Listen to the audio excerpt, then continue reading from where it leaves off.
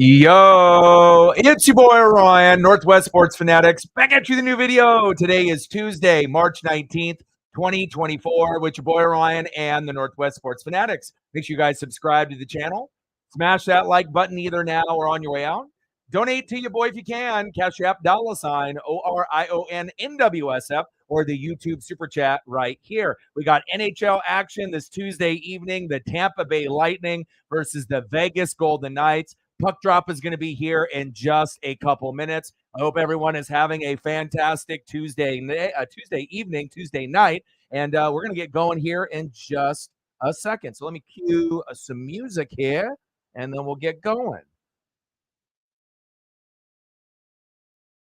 Weather was pretty good here in the Pacific Northwest today. You know, I believe very close to 70 degrees, but we are going to have a little bit of a drop-off. And it'll be a little bit cooler, but definitely enjoyed the outside. And me and Paisley got a chance to enjoy that sunny weather. And I'm ready for this Lightning and Golden Knights matchup. Let's go. And then obviously I had to hit you with the Vegas background. This one turned out pretty good. Kucherov, I see ya. I see you, baby. Let's go. And I've been really wanting to do a Tampa Bay Lightning matchup for, I don't know, I would say probably for the last month or so, but, you know, just with the Kraken games and everything else with NFL free agency frenzy, I haven't had a chance. But Kucherov, Captain Jack Eichel, I'm ready to go. March Assault. I mean, Vegas has so many good players, but I really wanted to do a Lightning game for Kucherov just to be able to see his skill set, obviously against a good quality team, not just Tampa Bay beating up on a bad team, but you know, two good teams matching up. And last time they played, they combined for 9 goals in December. 5-4 Lightning at home. They got the dub a couple days before Christmas. So this will be a good opportunity for the Golden Knights to get revenge. And hopefully we can get, you know, a combined 9 goals scored again. And again, first time they played, December 21st, 5-4 Lightning with the dub. Points leaders this season, Nathan MacKinnon, 116. Nikita Kucherov, number 2 in the NHL with 114. Connor McDavid, 106. David Pastrnak, number 4 at 96. Let's go. I'm ready. Daniel in the building, what's good? Sarah in the building, what's good? Let's get to 100 in donos. Let's do it. And I've done quite a few of the matchups with Vegas, but again, Kucherov is one of the best players in the NHL. He has been for a while, and you know it's about time that we got a Lightning matchup. And it's not like the Kraken play the Lightning that often, so I figured, you know what, the Kraken have a day off. I looked through the schedule. This was definitely by far the best matchup. A little late, you know, obviously with the 7 p.m. start, which will be 9 in the Midwest or 10 on the East Coast. But I think it will live up to the billing, and hopefully we can end up getting, you know, 6, 7, 8, 9, 10 goals combined, just like we ended up getting in that first matchup of 9 goals on December 21st. Let's go. I'm ready. You did your bracket for the men's and the women's. And I appreciate you sharing there on the Twitter/X, and hopefully we'll get a few people to help out with that as well. Appreciate you. I talked to Shep earlier today. Sounds like he'll be trying to drop in and hang out for a minute. So that's good. I know he's been kind of going through some ups and some downs. And even though he's not the biggest hockey fan, you know, he'll definitely show up and he'll try to support the NWSF as well as me and Paisley. All right, baby. Let's go.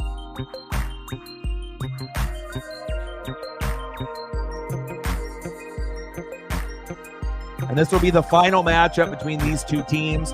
You know, some matchups, you know, you'll end up having, you know, 4 matchups, 2 at home, 2 on the road, you know, but this one is, you know, just 1 matchup at home for Tampa, 1 matchup for Vegas. That's it. So we'll see what we end up getting here today. But Captain Jack Eichel, March Assault, Stone. I mean, Vegas has so much depth, and obviously that's how they won the Stanley Cup.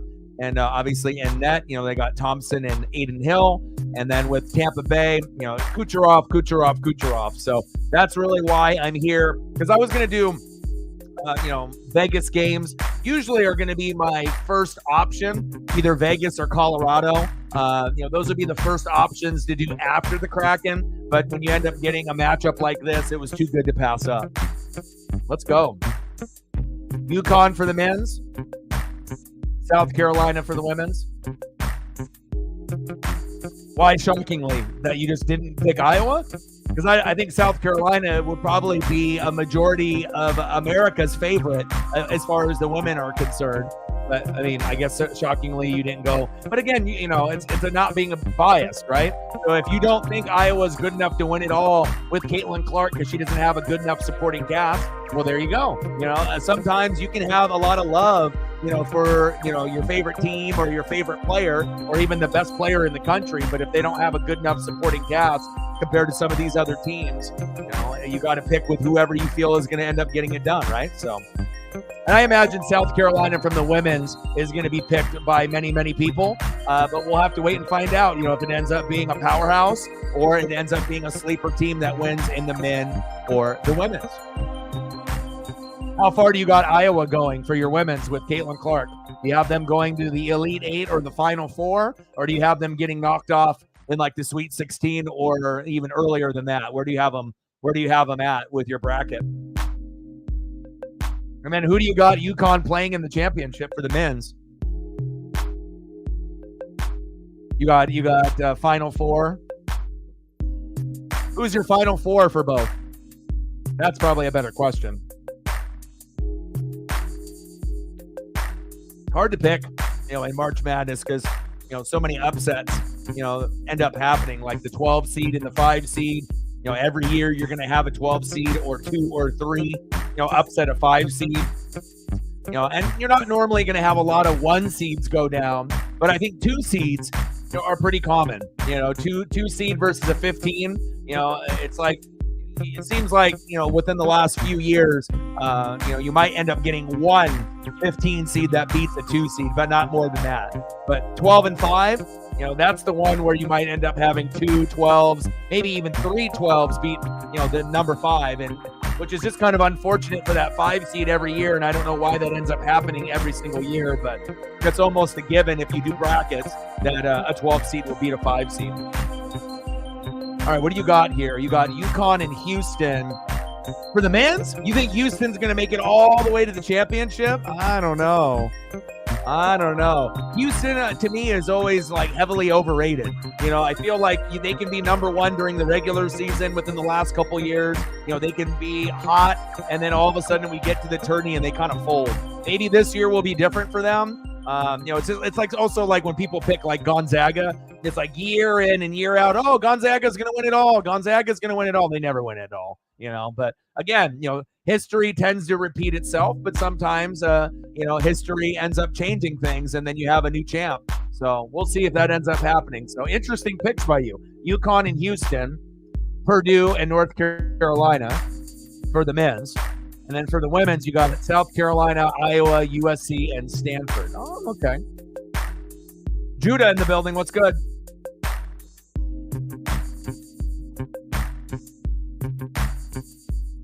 Go, baby. I like the way that this one turned out. There is no Tampa Bay Lightning spinning logo, but at least we have a nice Vegas one. So we'll flip back and forth between the Vegas spinning logo and then the NHL logo. Kucherov, baby.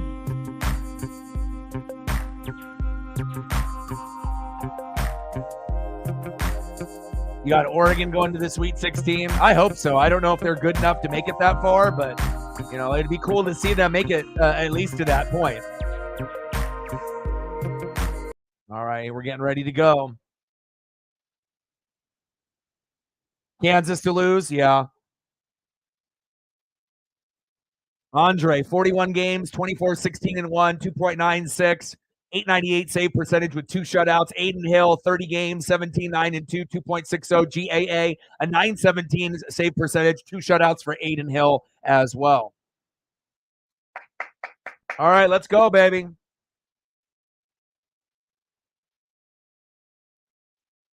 No, you did not.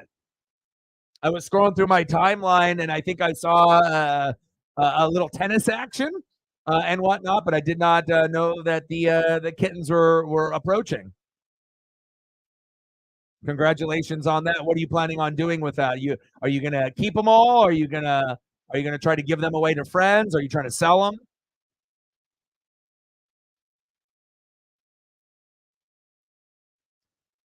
And how many kitties in the litter are you anticipating?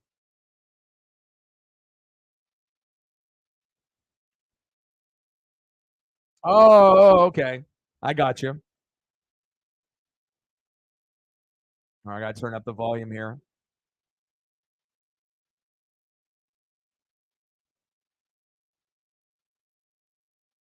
Oh, three sold. Nice. Good for you. Especially if money is a little tight. With your situation, that'll definitely help a little bit. So,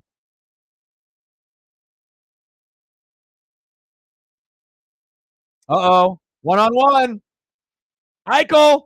Oh, baby. 1-0. Vegas. God, they're good. Marcia sold. Wow. Barbashev, Eichel, Marchessault, Jonathan Marchessault, assisted by Shea Theodore and Captain Jack Eichel.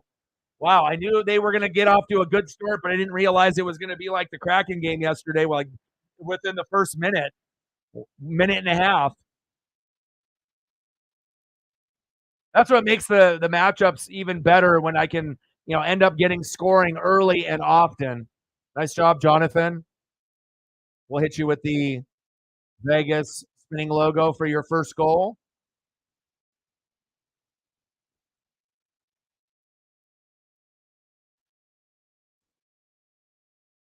All right, March Assault, I see you. 1-0 Vegas. Let's see if Tampa Bay can respond. And Vegas is very difficult to beat at home. They might be the hardest team to beat, at home in the entire NHL. And it kind of has been that way for the last couple of years. 500th career, game for the Vegas Golden Knight franchise tonight, and they're off to a fast start. But again, they did lose to the Tampa Bay Lightning in December, 5-4 in Tampa, so they have revenge in their eyes, and I can see it.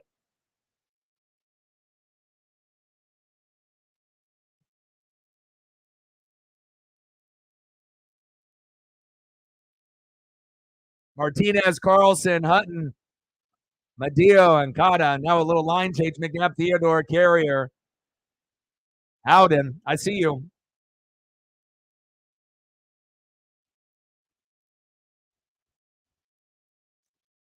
Brett Howden. Wow, that was quick.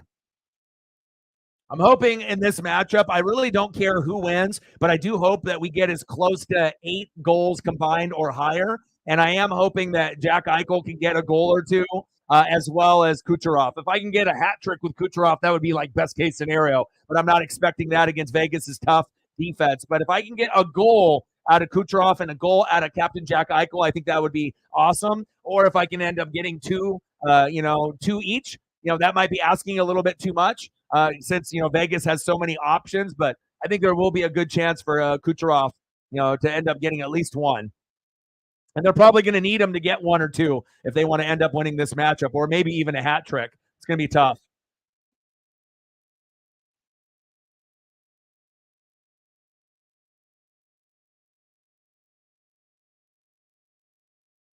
Marchessault, McNabb, Theodore, Barbashev, and Captain Jack Eichel. We'll keep the Vegas spinning logo up for a second until we end up getting a score by Tampa. Or if we go to a commercial, we'll flip it up back and forth.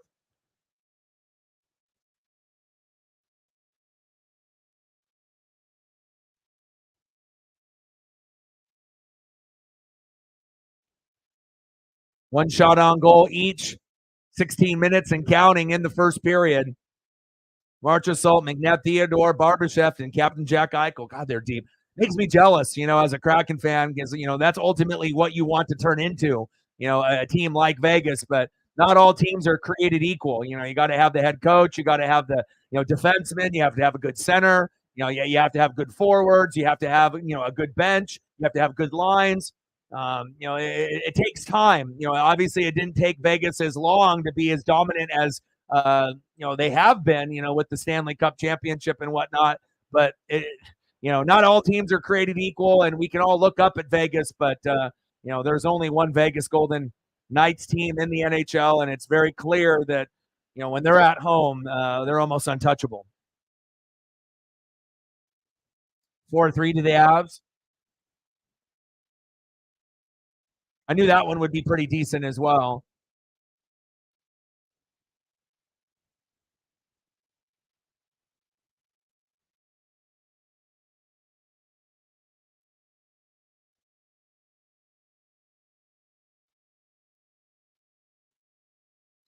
And then Devils beat Pittsburgh 5-2, so Odin's happy.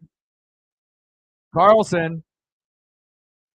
And the thing about Vegas that you notice when you watch them, their defense is amazing. Everyone is physical. Passing is superb.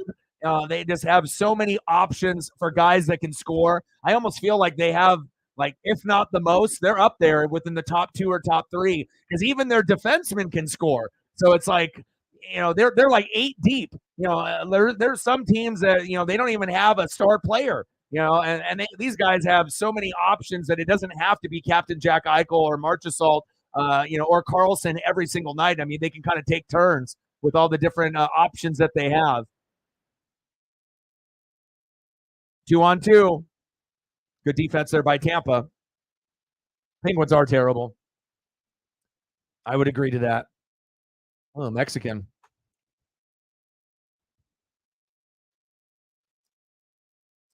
1-0 Vegas Golden Knights. See if I can get another photo up. All right, Jonathan Marchessault got him going. Let's see if I can find another. Or maybe a celebratory pick. There we go. Ooh, that one formatted. That one's good.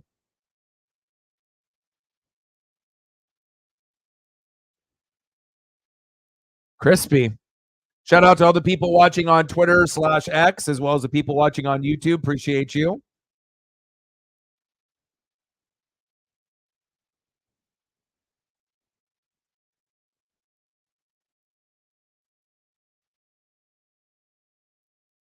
Oh, I got another good one.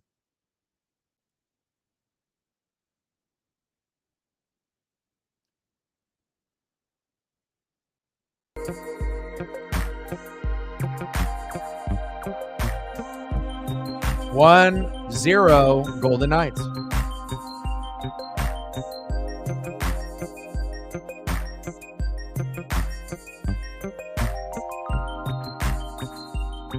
All right, Kucherov, I need something. Otherwise, this might get out of hand.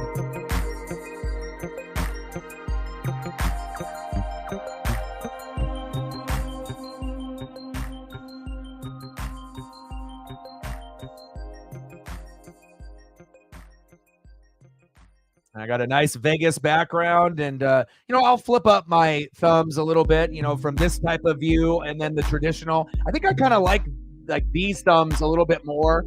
Bigger player image. A nice either tropical, icy, or wherever they're playing. Based off a good scenery pick in the background. Big extreme logo in the background with a nice, huge player image. I'm not sure if all of the thumbs moving forward are going to be like this, but there's a good chance that we'll give them an upgrade on this kind of level. Definitely pops a little bit more, I feel. All right, we're back to the action after the commercial break. 1-0 Vegas.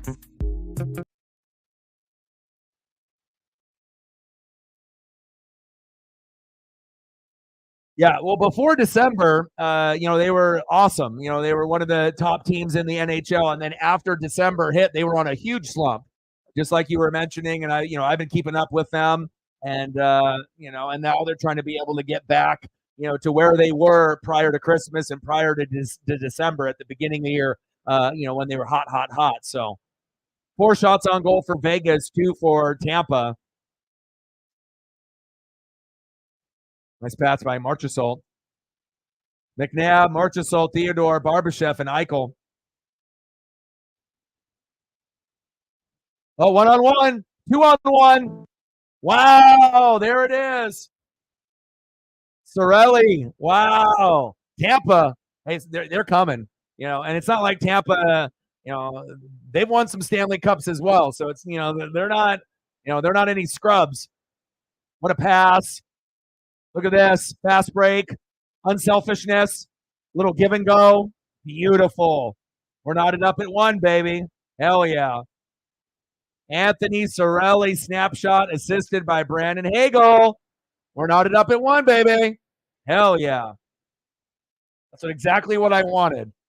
Back and forth. I don't want to see any team go up 2 or 3 goals, and then you start to lose a little interest in the matchup, thinking that maybe one of the teams has already given up. But when you can end up getting action like that, that's exactly what you want.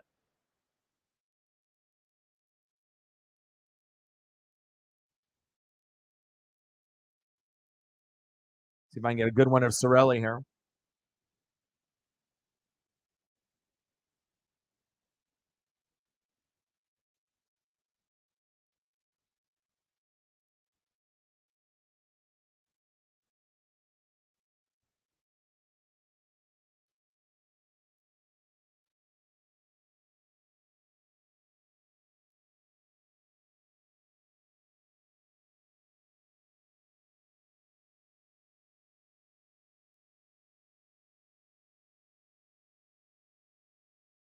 Hannafin out high. Let's see if I get a photo here. And we're knotted up at 1, baby.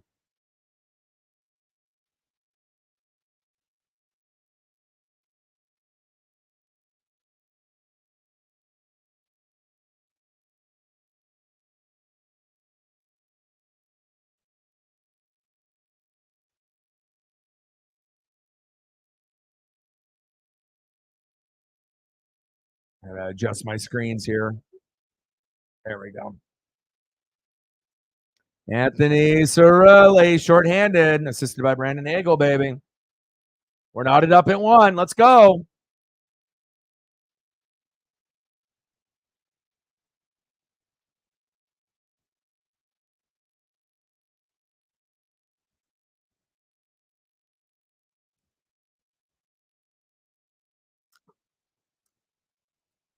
Yeah.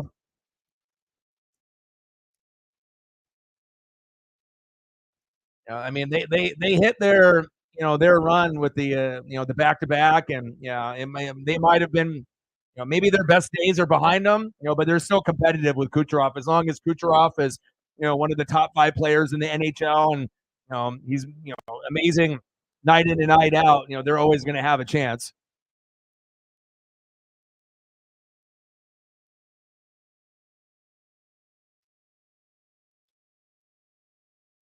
4 shots on goal for Vegas, 3 for the Lightning, and this is exactly what I wanted. Now, if I had my choice, it would have been Captain Jack Eichel and Kucherov with the goals, just to get it started off. But we got a long ways to go, and hopefully I can get a goal by each before the game is over. But very entertaining. We got 11-11 left in the first period, and we're knotted up at 1. Let's go.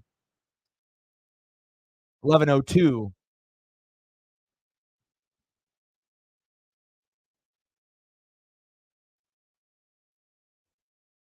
What happened? Is someone getting arrested?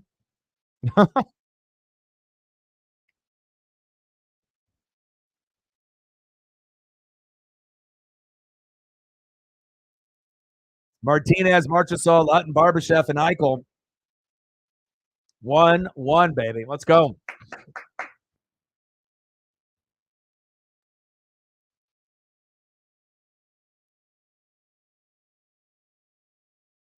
But when you end up watching, the best teams in the NHL, and then you end up watching your favorite team, depending on who that is, you definitely can kind of see where you're at and how far away you really are compared to some of these teams. And there's a lot of restructuring that's going to have to happen for the Kraken to get to a point where some of these teams are already at.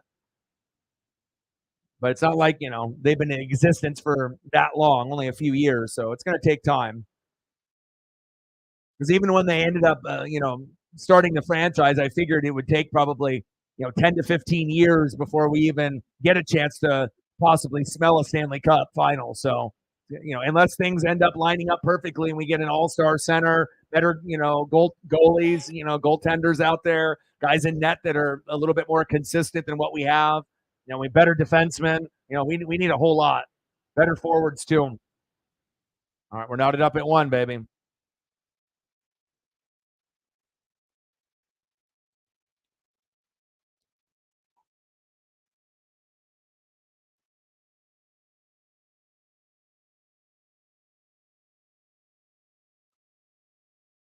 That's true because you guys were like the best team all year, and then ended up just not being able to get the job done. And sometimes that happens. It's all about being hot and healthy at the right time and momentum. And and obviously capitalizing early when you can, because you just never know how many goals are going to be scored. In the playoffs, everything gets tightened up. There's a magnifying glass on everything. So, you can be great, during the regular season, but there's a little bit of luck involved too. But being hot and healthy, and obviously goaltending is key. The teams that end up having the best goaltending, and they have depth, that definitely will give you a huge advantage when you're going into the playoffs. Yeah. Especially hot and then cold, and now they're hot again. And this is the time that you want to be hot from now until the end of the regular season. I agree.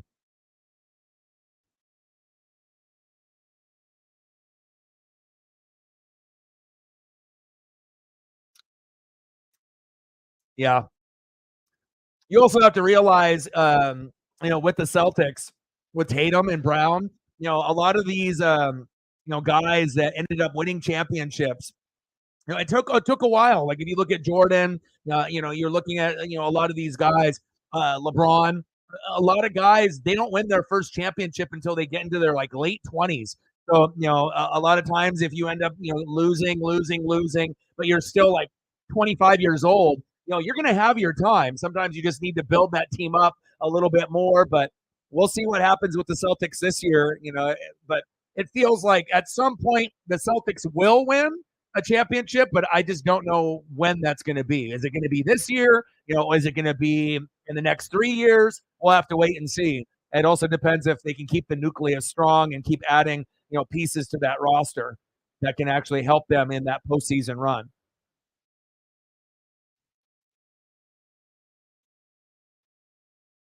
But also the West is incredibly deep, and if you don't have anyone to guard guys like like the Joker, you don't have anyone to match up. I mean, that's a very difficult team to be able to beat if Denver keeps getting to the championship.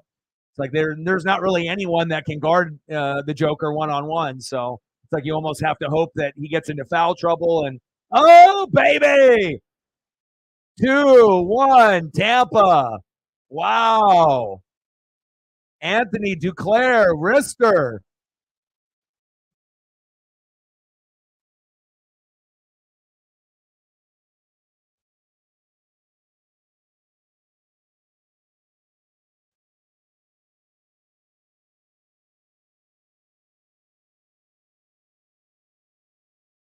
Kidding me? Okay.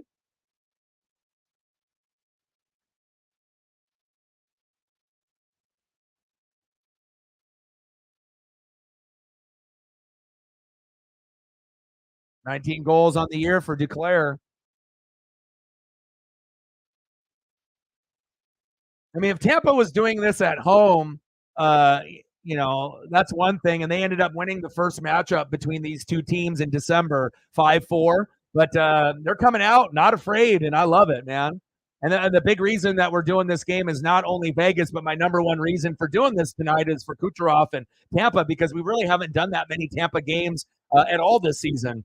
Just because we've had other matchups with like the Kraken or the Avalanche or the Devils or the Stars or the Vegas Golden Knights. And it just so happens that we get two teams that I really like to watch, even though I haven't got to stream a lot of Tampa games this season, but I've watched some. And wow, 2-1 Lightning. 5 shots on goal for Tampa, already 2 goals, 5 shots for Vegas. And, Vegas is never afraid, though. Vegas is like the Kansas City Chiefs. Like, no matter what position they get in, they never are afraid. It just seems like they can get down by 2 or 3 goals. And if it's any other team in the NHL, maybe they just give up, and then there's like, oh, what? Let's just go to the next game. But for Vegas, they're one of the teams, they can get down 3-0, and you actually believe that they might come back. They may not come back every time, but at least they put the effort out where you feel that 1 out of every 4 times they're down 3-0, maybe they'll actually get caught up at some point in the matchup. And that's a lot better than most teams. And at home, the crowd participation and the passion that the Vegas fans have, obviously being champions and, getting more and more people in Vegas to show up and show out for that roster. Pretty impressive. but I like what I'm seeing from Tampa so far. Both Anthony's stepping up. I love it. Anthony Sorelli with the first, and then Anthony Duclair with the second. And then Marchesal, obviously, with the first goal for Vegas. 3 goals within the first period. I love it. I love it. I love it. I love it. I knew for a fact that this wasn't going to be like a 0-0 game in the first period. At the very least, it would be at least 1 goal, but I was thinking 2. I was thinking there'd be at least 2 goals in the period. And it's not like the goaltending sucks for either team either. You know, Tampa's number 1 in the power play. Wow.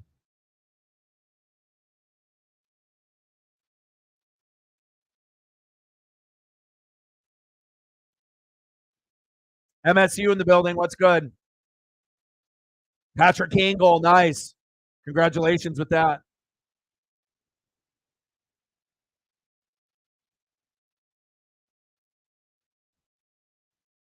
Six shots on goal for Vegas, 5 for the Lightning. 2-1 Tampa with the power play. We got Martinez, McNabb, Stevenson, and Owa. Stamkos, Hedman, Kucherov, Duclair. Oh!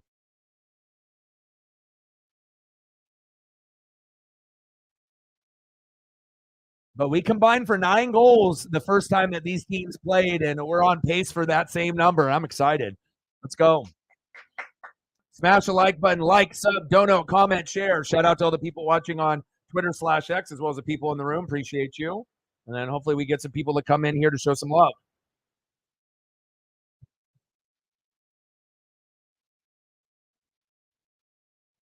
Oh, they're getting chippy. Pushing each other. Oop. A little jab to the chin.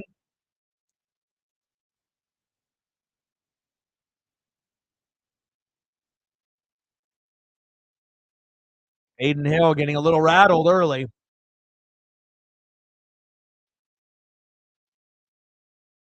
Hopefully we end up getting at least a fight or 2 in this matchup as well.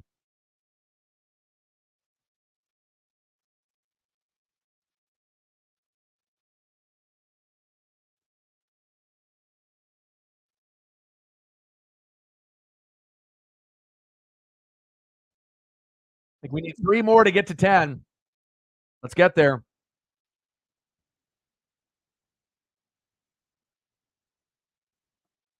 Carlson, Anathan Eichel, Haug.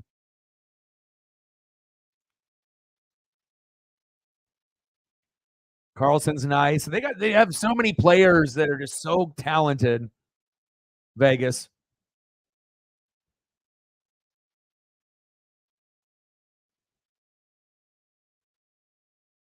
But I like the energy Tampa is bringing on the road. A lot of teams that come into Vegas just get absolutely steamrolled. So it's nice that they're not afraid and they're punching back, fighting back, and we really haven't even seen Kucherov get going yet. So that's exciting.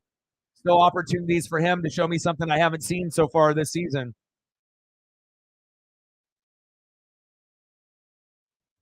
And especially when you end up watching teams that are good on defense, good at the power play, good at passing. It makes me as a Kraken fan, watching these two teams play a little jealous. Like I hope that one point, Seattle can be like one of these teams, in the next 5 to 10 years. Hopefully, they can build a roster good enough to be one of the top 10 teams in the NHL. I'm hoping, but we still got a long, long ways to go before we get there.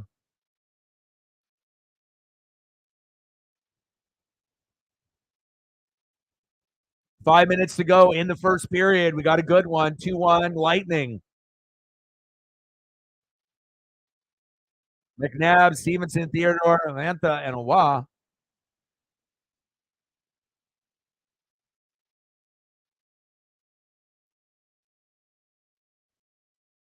Yeah, Vegas swept him last year. Tampa trying to sweep this year. Oh, they're getting chippy again. Just let them fight.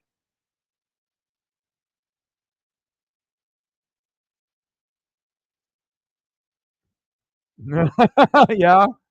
He said, no, thank you. My eyes are already blackened. Yeah, that's true. Very, very true.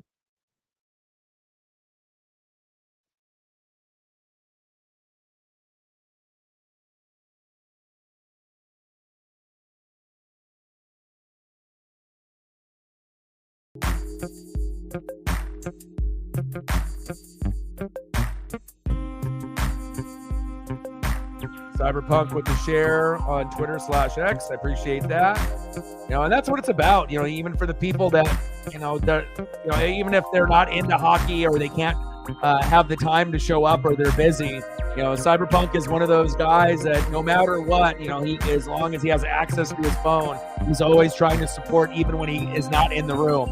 I wish we had more people with the mods and the goats that did the same thing, because again, the more people that we can get to like and share the stream, the more eyeballs that we're going to get, the better chance that we're going to have to grow. Let me take a look at the schedule here for tomorrow. I haven't even peeked ahead yet. Shout out to Cyberpunk for that. All right, Preds 8, Sharks 2, Oilers 2, Canadiens 0. No surprise there with Edmonton. They're badass. Canucks 1, Sabres 0. Wild and Ducks knotted up at 0. Kings 1, Blackhawks 0. And then final score, Bruins 6, Senators 2. Beating the brakes off of Ottawa. I see you, Judah. Red Wings 4, Blue Jackets 3, and OT. MSU, I see you. Devils 5, Penguins 2. Odin and Aiden, I see you.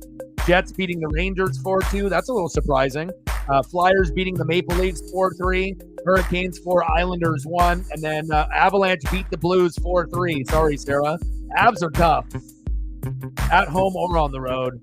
That's a heartbreaker. And then tomorrow, we only have 3 games tomorrow. The Maple Leafs and the Capitals, Coyotes and Stars, and Wild and Kings.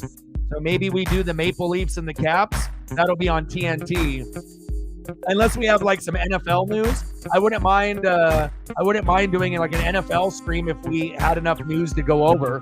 So let's pray for some signings or some amazing news to drop, so that way we don't necessarily have to do one of those 3 matchups tomorrow, but we'll figure it out.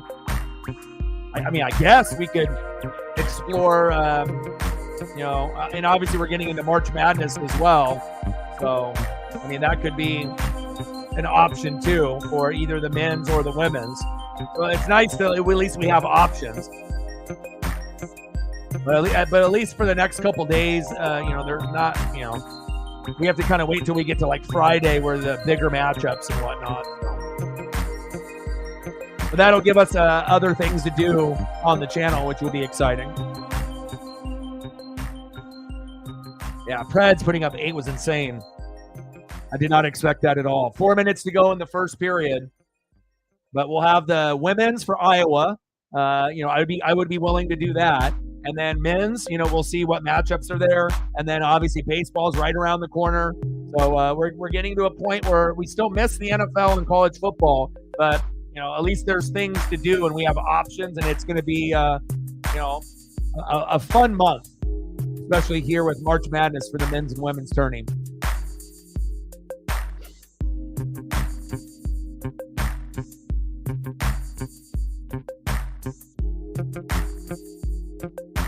Mariners game, yeah, I'm gonna be doing quite a few Mariner games, but also I have to be kind of selective too. Doing this full time and looking at the time of the game and support and hopefully we can get better support on the baseball streams, because when I typically do the baseball streams, they're the hardest because I'm doing pitch by pitch. I'm bringing up all the photos of the starting lineup and the pitchers. Then when guys get replaced, I'm doing that. And if you're going to be putting in all that effort, you don't want to be sitting at a low number, or at a 0, for all that hard work. So hopefully the baseball fans won't be as unsupportive as they were last season. And we got a little support, but not as much as I think we deserve. So hopefully it'll end up being better this season in 2024.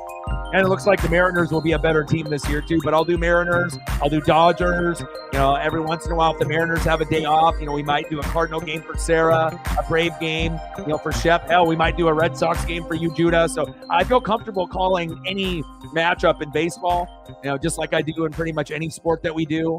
It depends on the time of the matchup and the support. So.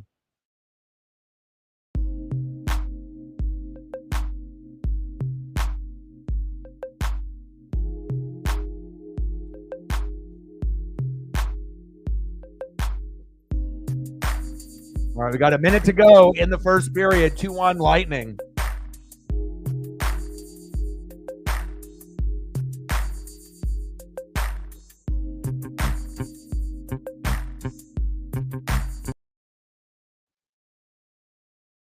Nice save.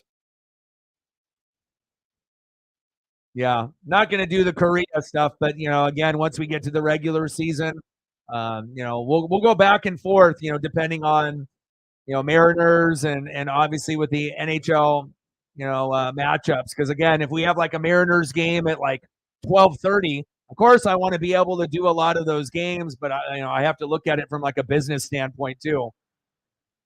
A lot of people are going to be at work, and then they may not be able to, take part of the stream. I mean, I know a lot of people when baseball season comes around, they'll watch, they'll go to the bathroom, they'll go on lunch, and then they'll hop in and say what's up and whatnot. But having games on at like 10 a.m. or 11 a.m. or noon, not really ideal for baseball, at least for streaming purposes wise.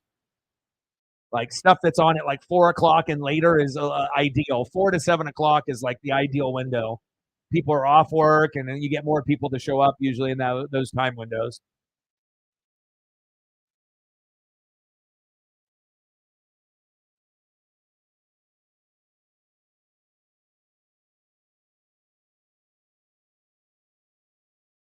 (3:05 a.m.) Dodgers Padres in Korea.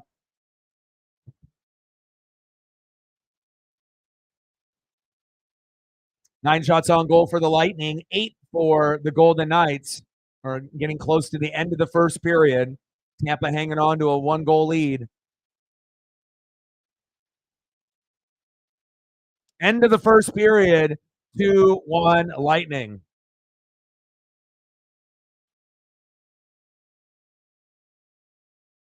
Yeah. Well, if you have no job besides doing, YouTube and, Dodgers are your primary team, yeah, maybe I would even consider doing it if the Dodgers were my primary team. You're trying to get as much, eyeballs on your product and whatnot. And obviously, the addition of Shohei Ohtani will do wonders for his channel because there's going to be more people tuning in. So, wanting to be able to see who's, doing Dodger games and whatnot. And then it just comes down to if you end up liking the streamer or not. But yeah, there'll definitely be a lot of Dodger representation on YouTube and on social media with Ohtani. All right, let's go into some photos, and then hopefully we can break the ice and get the dono trade started and get some more people to come through. 2-1 Lightning. All right, let me know what you guys want to do for photos while we are waiting. Almost an hour in.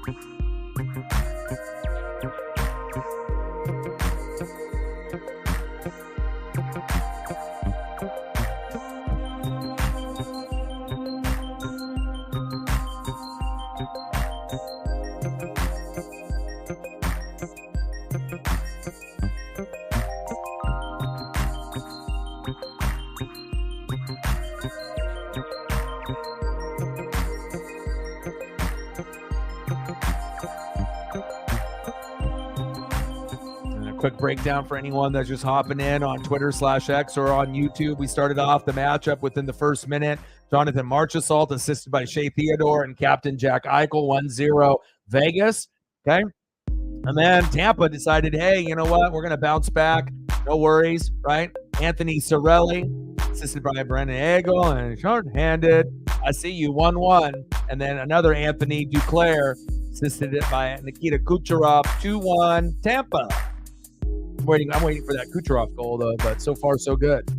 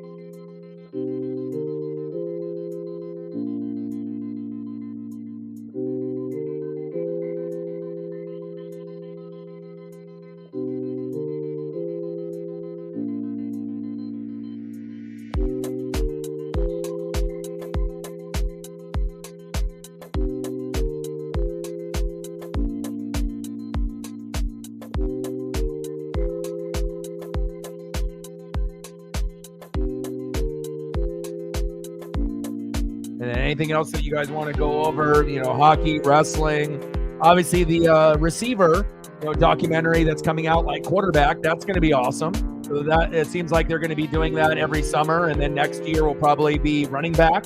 And then we'll have 5 or 6 running backs that they'll go over. But I normally don't have Netflix, but I might end up getting Netflix just for that particular show and documentary. I really did enjoy quarterback with Marcus Mariota, Kirk Cousins, and Patrick Mahomes. And I like the list of receivers that they got on there. So I'm definitely excited about that. And it looks like it's going to be pretty good.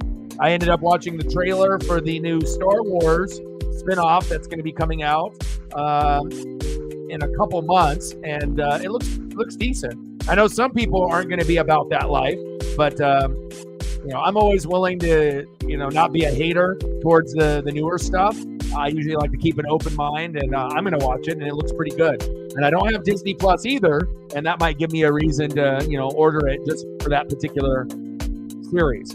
Best in class playoff series won since 2017. Tampa, number 1 with 16. Vegas, number 2 with 11. Colorado, number 3 with 7. And then 3 teams tied with 6 have reached the conference finals in 4 of the last 6 years. Unbelievable.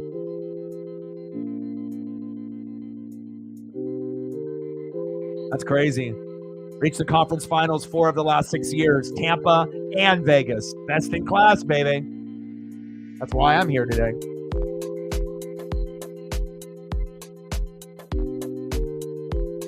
Interesting that they threw a tight end in there, but I think that's kind of cool, that they did. It could have been just receivers, because, that would kind of tell me that they're not going to do a tight ends one, because obviously then you wouldn't have Kittle in there.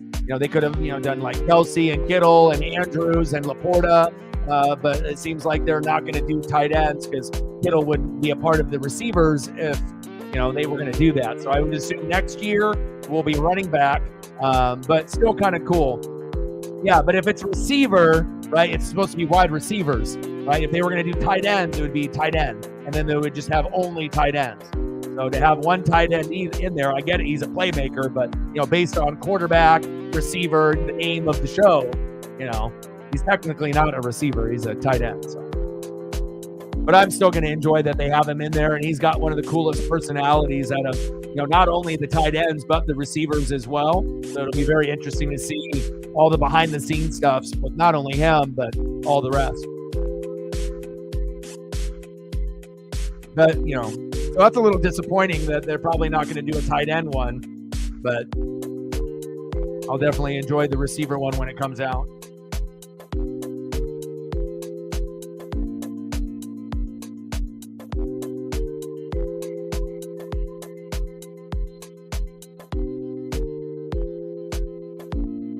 End of the first period, 2-1 Lightning.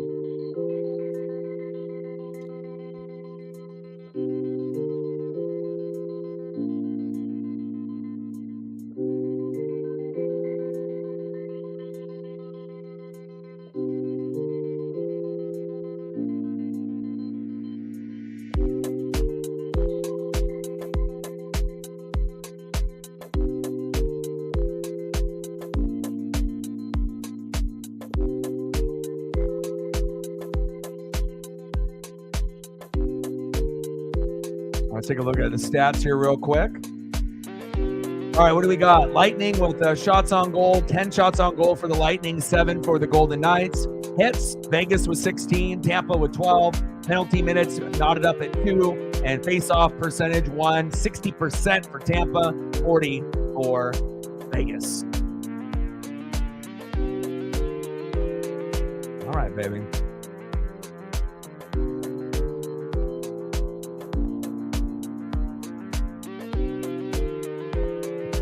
Find a graphic of that Netflix special.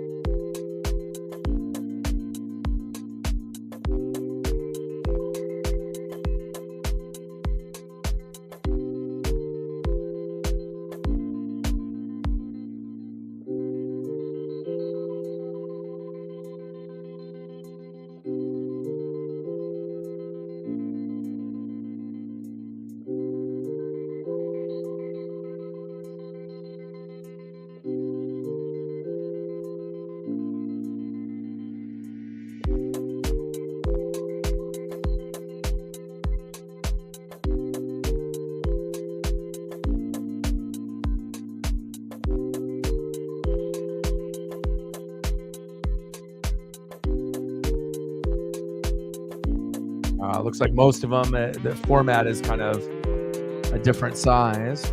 Might find one that will work.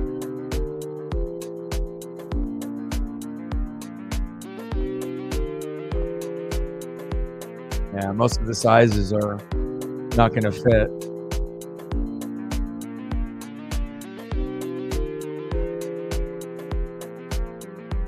Definitely going to watch that docu-series.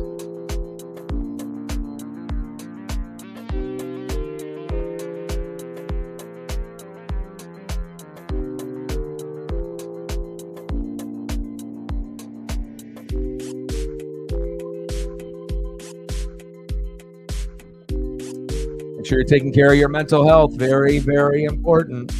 You have to make sure you're checking off all the boxes every single day. Take care of yourself. Number one priority for everybody, mental health. 2-1 Tampa.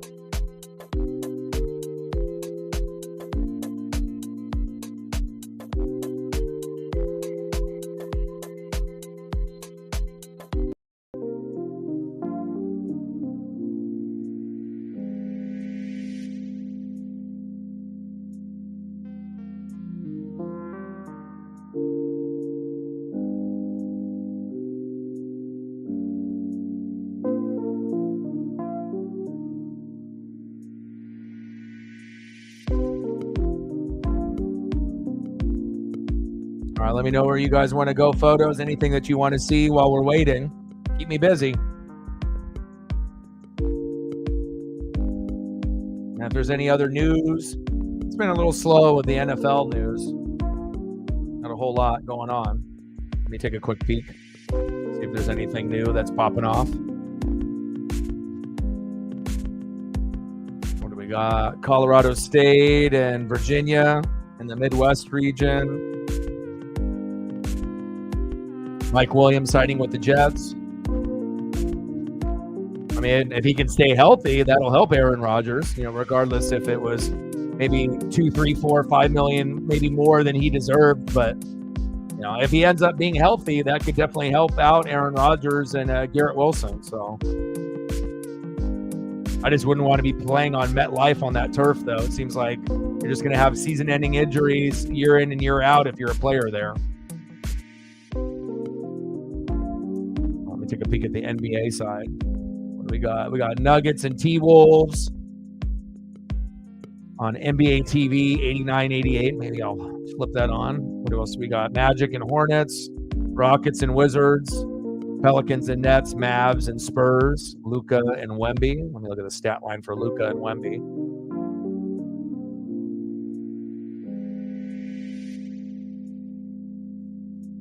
I did see that Kyrie Irving game winner with his left hand a couple days ago. Not my favorite player, but he's special. He's Hall of Fame. That's for damn sure. What did Wemby have? 12, 11, and 3. So not the greatest night for Wemby. And then Luka had 18, 16, and 10 with a triple double, but he shot 6 for 27. Golly.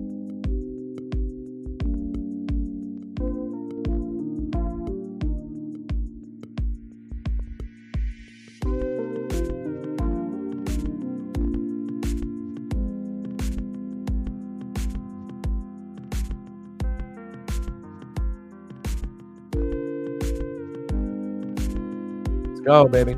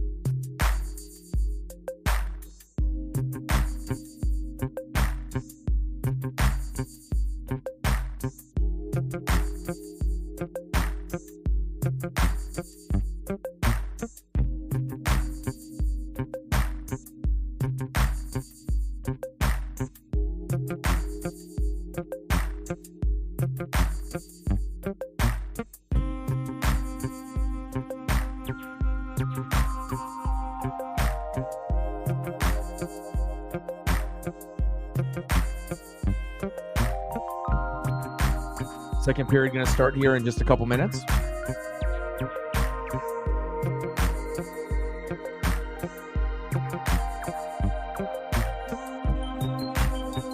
Yeah, well, they probably don't want to overpay, you know.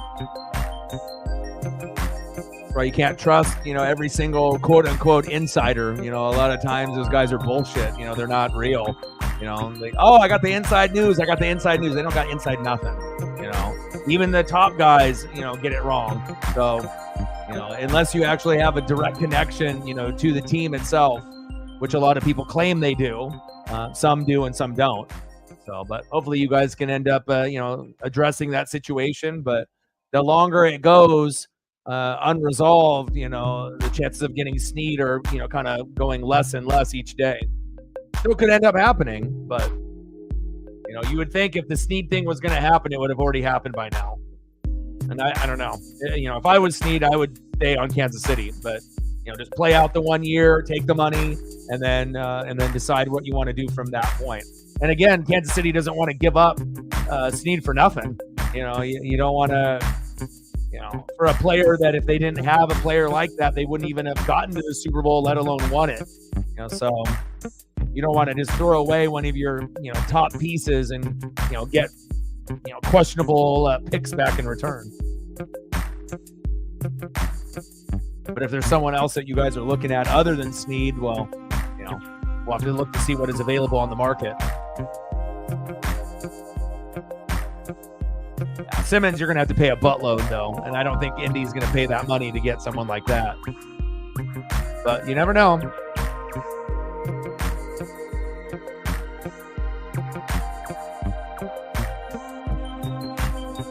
All right, let's go, baby.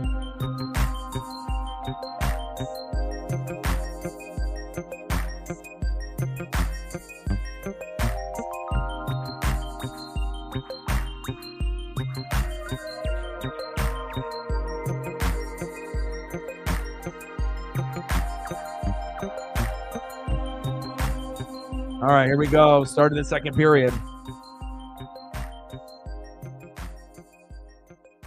Carrier, and Flick, Kolasab, Howden, and Hogue, baby. Jumbo Paul Sherry.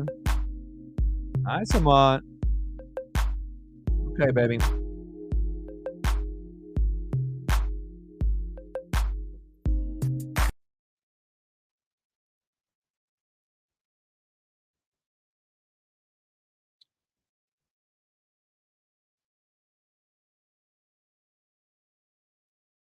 All right, we're pacing for 9 goals. That's what they ended up getting combined the first matchup. Hour in.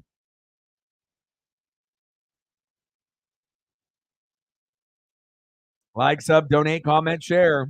Let's go.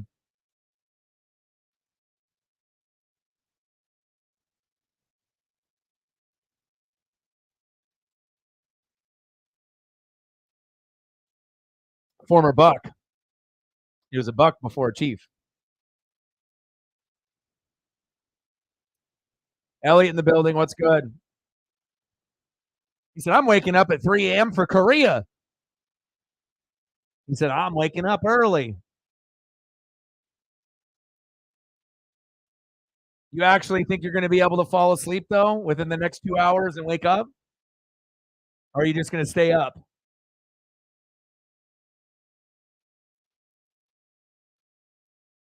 Oh, 5 your time. That's right. 3 my time, 5 your guys' time in the Midwest. And then if you're on the East Coast, it would be 6. So what's going on with you, Elliot? Everything good? Started the second period, 10 shots on goal for the Lightning, 7 for Vegas. McNabb, Stevenson, Theodore, Mantha, Wa.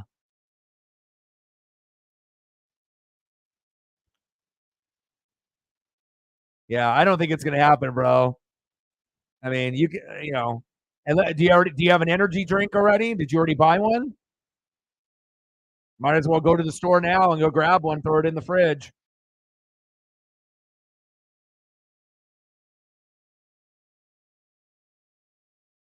Nice block by Sorelli there.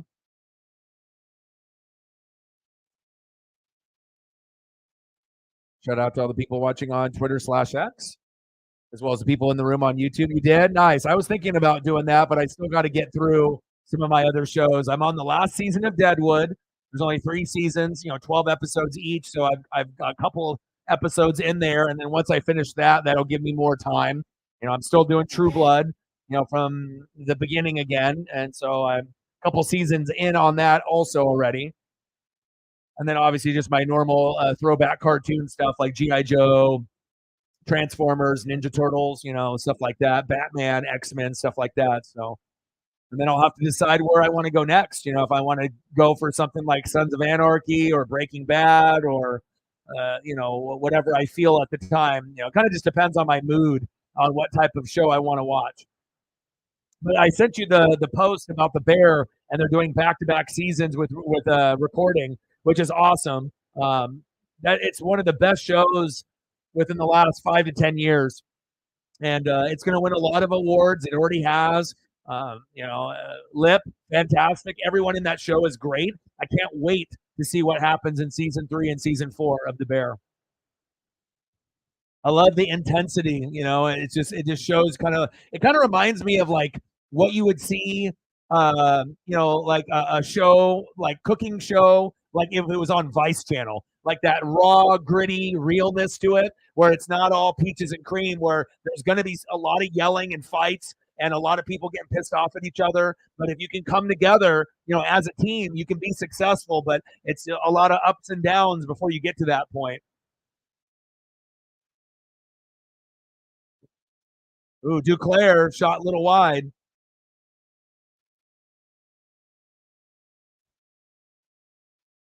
Peaky Blinders is good. Lots of gangster shit in there. Yeah, so Wonka.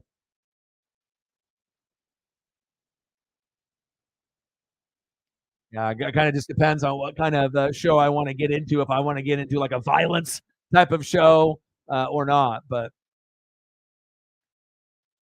because I do feel sometimes when you do watch too much of that, it definitely wears on you. It affects your mood when you don't even realize it. Depending on how graphic it is and what type of things are shown on screen. So like it can be entertaining at first, but if it's like really dark and edgy and lots of crime and also people getting finished off, and then you end up seeing that over and over and over, like it can be entertaining to a certain degree, but I guess it just depends on where you're at mentally, with your mental health and whatnot. So typically for me, I usually just watch a little bit of that, unless the show has me sucked in, and then I'll start it and then I'll finish it.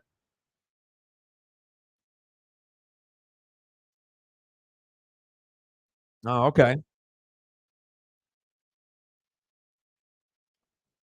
Walking Dead really wasn't the same after Rick, though. It's like you have like the main character, and things ended up.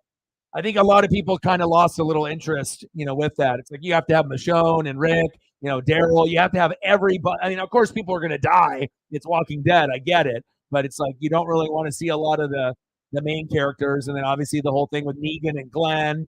I know a lot of people lost it. Obviously once Glenn got. Um, I got quite a bit of Walking Dead collectibles with action figures. I have a Negan and Glenn duo set with both of them in it. I got a couple Ricks. I got a couple Michonnes. My favorite one is Daryl with the motorcycle and the crossbow. That's probably my favorite like vehicle figure, and it's done through McFarlane, who does like the sport figures and whatnot too. So it's like articulation to the max. Like everything looks like exactly what you would expect a high end toy to look like. So 11 shots on goal for the Lightning, 9 for the Golden Knights. Marchessault, Theodore, Mantha, Eichel, and Wah.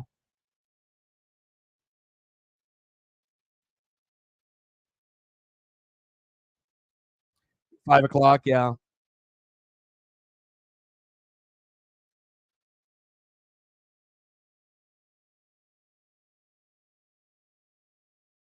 Appreciate you helping out on there, Elliot. Anything I can get with the likes and shares through Twitter/X will help tremendously.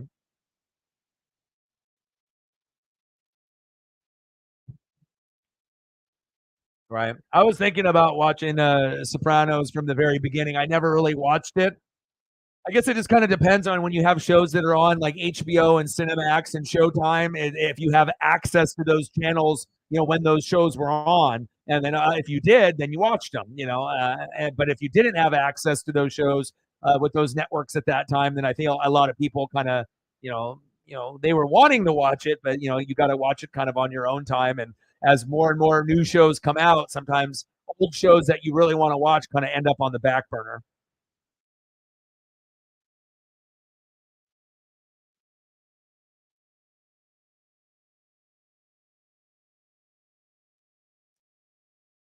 Vegas power play.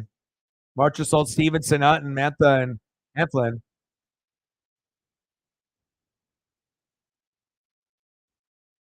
Vegas needs to capitalize on this power play.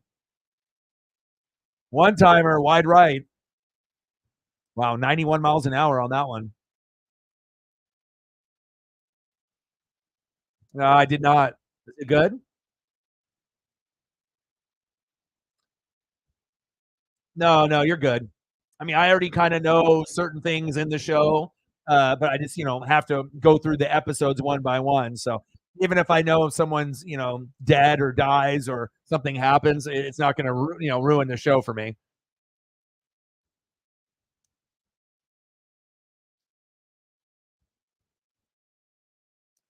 15 minutes and counting in the second period, 2-1 Lightning.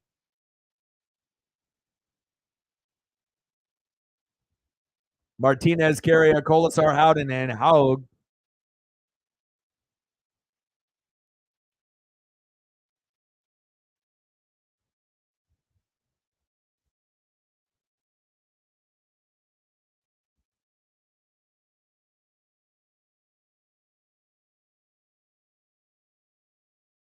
Yeah, but I haven't really decided what direction I'm going to go after Deadwood. And it took a couple episodes for me to get into it. It was a little too slow for me.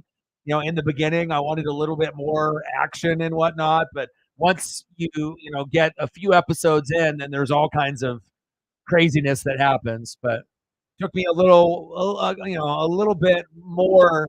I got to a point where it's like, man, do I even want to finish this show or not? But I was like, I know it's good. I just have to be patient with it, and then after maybe like the fourth or the fifth episode in season one, then I was locked in. But you know, a lot of shows that have a lot of dialogue and talking sometimes, you have to be patient. Just like Oppenheimer. That movie, is critically acclaimed, got a lot of awards, but again, before a lot of the action, happens in it, lots of dialogue and a lot of talking, and so if you don't have patience, or a lot of people's attention span is like 30 seconds. So if that's the case, Oppenheimer ain't going to be for you. But if you can go through the patience and go through the movie, a lot of times you have to go through that, type of, dialogue to be able to get to the good stuff.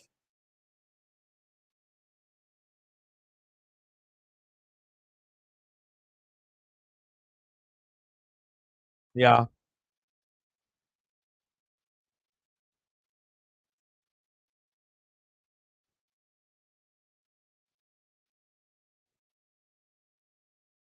Hawkeyes winning in the NIT.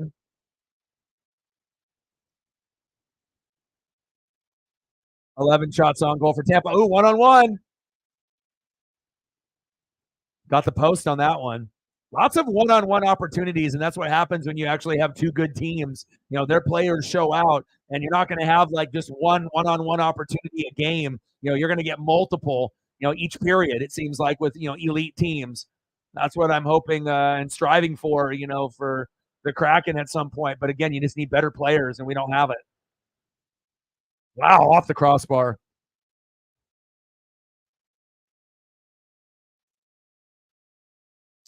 Yeah, for baseball.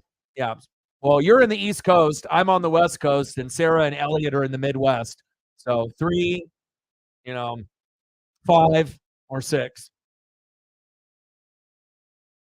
So obviously, I get the short end of the stick than having to wake up at 3 a.m. So 5 and 6 a.m. isn't too bad, but I guess it just depends if you're used to waking up that early or not.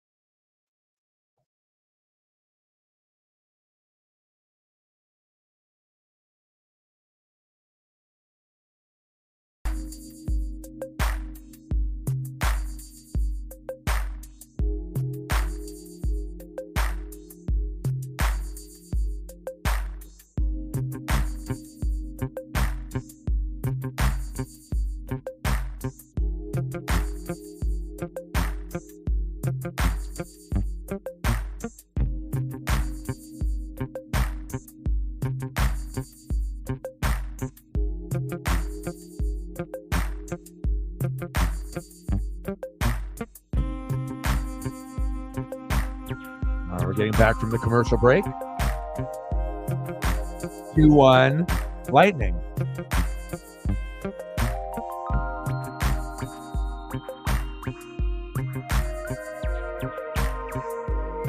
All right, let's see what we have here for the Vegas line. Carlson, Antoine Eichel. Tampa's power play.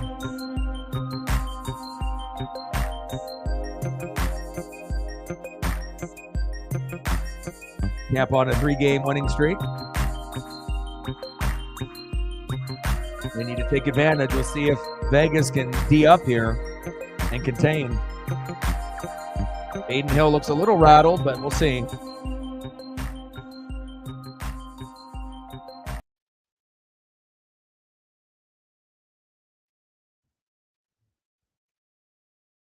All right, less than 13 minutes to go in the second period. 2-1 Tampa.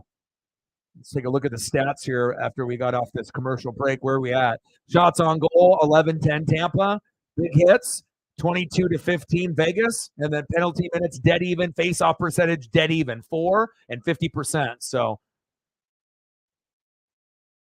Captain Jack Eichel needs to get this team going. Either him or Carlson, Marchessault. Someone's going to get something going here in this period, it feels like.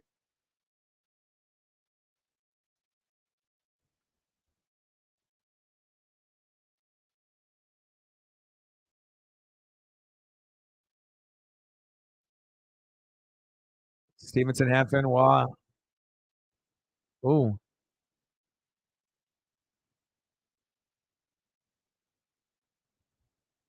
Good defense there by Vegas, interrupting the power play.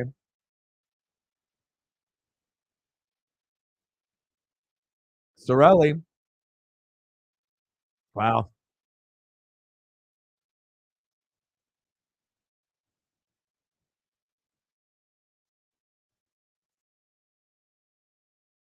Three goals in the first period. Things have kind of calmed down. But I still feel that we're going to get points in this period. Nice save. Lauren in the building. What's good, buddy?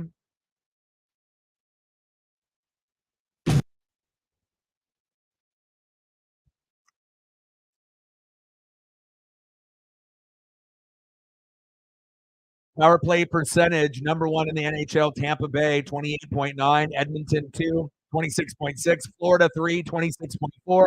Carolina, 4, 26.1, tied with Toronto at that same number. Power play goals, Kucherov, was he have 12?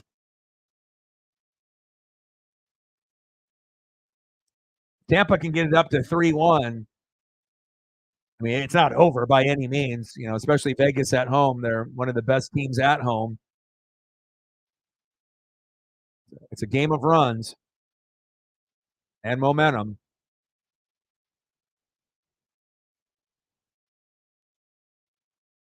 Hanifin snaps it all the way down. Well, that power play was wasted.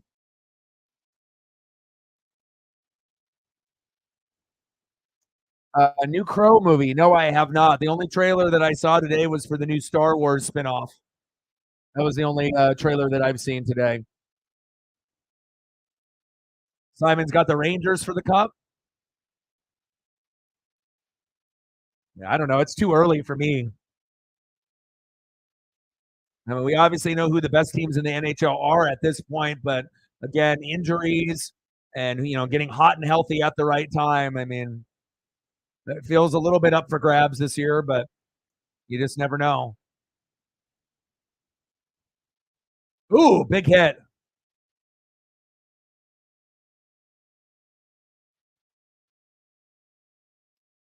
Feels like now both teams are kind of going through the motions, and there needs to be a spark, from one of the teams, either a big hit, a power play, something.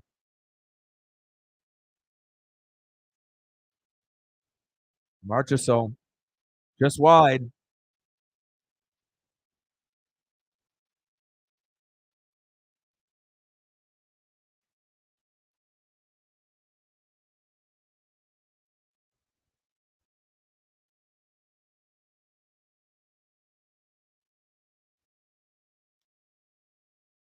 All right, less than 10 minutes to go in the second period. 2-1 Lightning.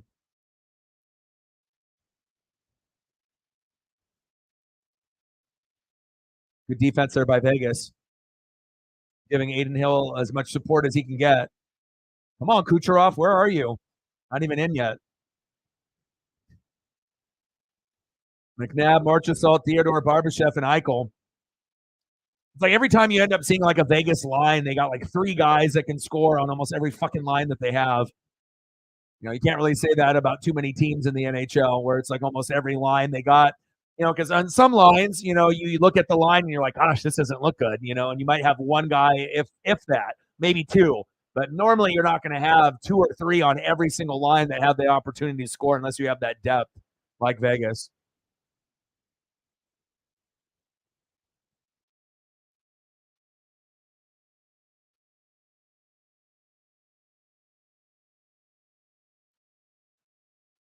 Less than 9 minutes to go in the second period. 2-1 Tampa. Good pass. Good pass. Good defense there by Tampa, poking it away.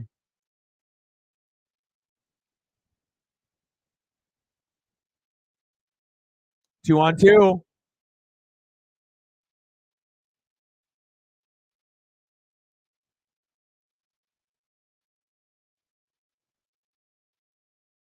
Teams are both kind of going through the motions right now, and I'm used to watching hockey that's kind of like that because if you watch Kraken games, sometimes they'll play very, very good and be very competitive, and then other times it seems like they're just skating around with no purpose. And I don't really feel that these guys are skating around with no purpose. It's just two really good teams, very, very competitive, with each other. But again, when you have 3 goals in the first period and then, you have nothing in the second, you're just waiting for that explosion of goals to start up again. But defense is definitely tightening up in the second period. Stamkos, who could pass, rebound.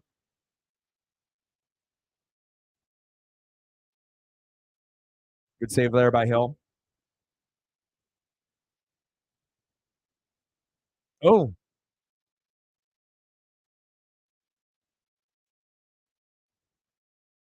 Matt in the building. What's good, bro? How are you?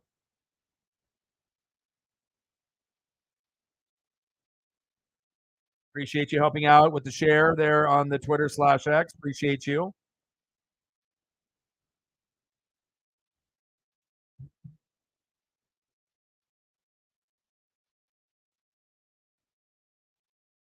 Come on, Kucherov.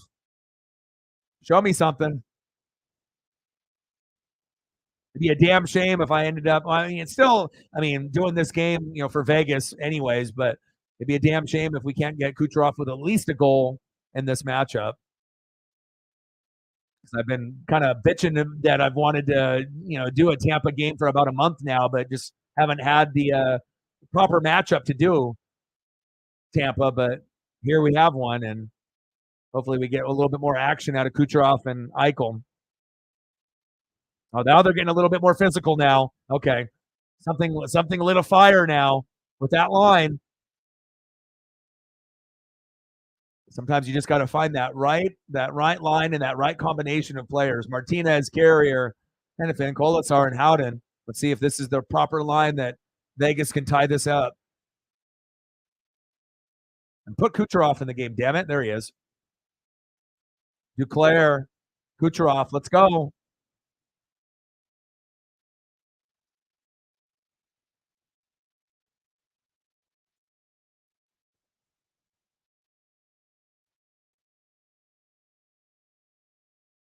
You don't really see that many teams go into Vegas and control the tempo, but that's exactly what we've gotten in this matchup here tonight. Oh, Barbashev scrapping. All right, I got Marchessault then finally. Eichel, Barbashev, Marchessault, McNabb, Theodore. I got a good line for Vegas to tie it up here. I did. Of course I did. Of course I did. You know I always take care of you, bro. I'm always, I either see it pop up on my timeline, or I'll click on your name and then I'll see if you've posted anything.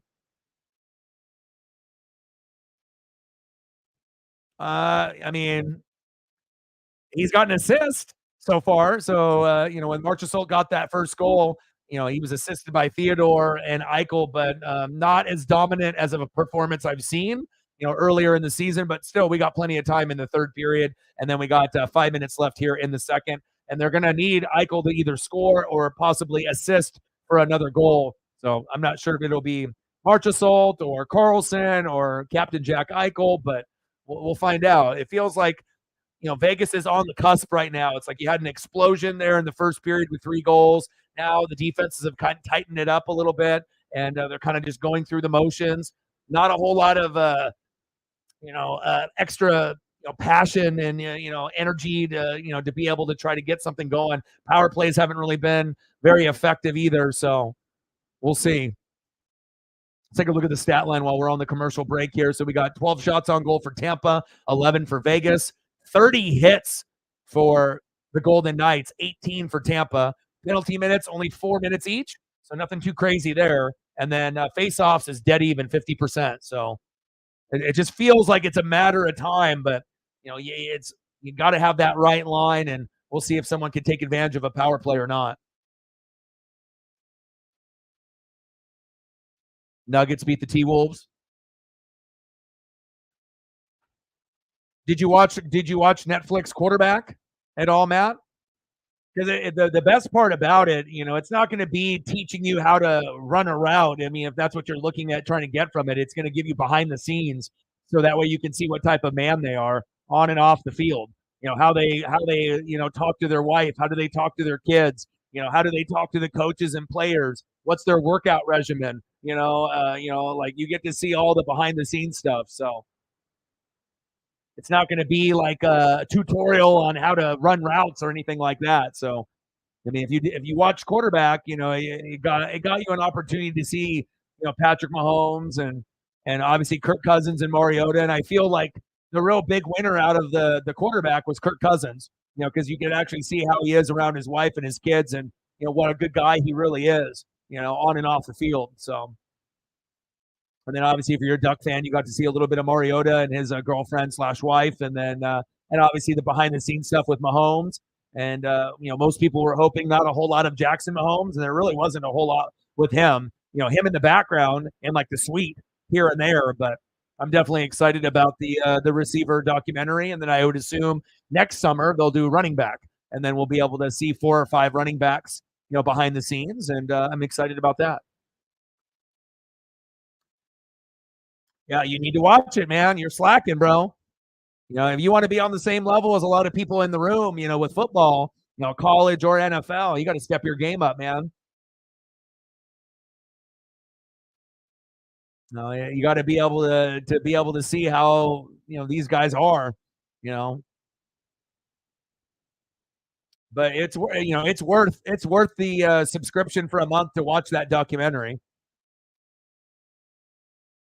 I mean, there's not too many things that I would subscribe to Netflix for if I didn't already have it. Stranger Things, number one, and then obviously a documentary like that. And it's done really well too. It's not like cheesy at all. It's like they did a really good job, and it's got like everything is like mic'd up, through in the game, on the sideline, in the locker room, with other players, the coaches, the families, the trainers. It definitely gives you a really cool behind the scenes.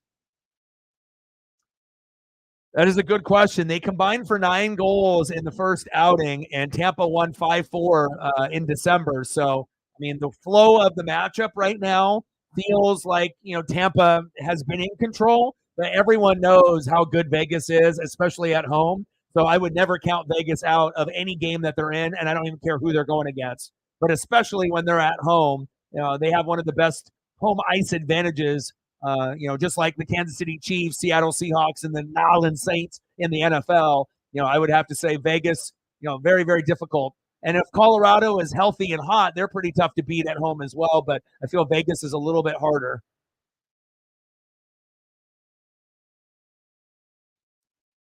Yeah, I mean, it's 2-1 right now, but the flow of the game has been more in Tampa's control so far, but it's 2-1. It's not like it's 4-1 right now. And we've seen Vegas fire off 1, 2, 3 goals in a matter of 4 to 5 minutes. So even though it's been kind of a slow second period, I would not count out Vegas from coming back and winning this game.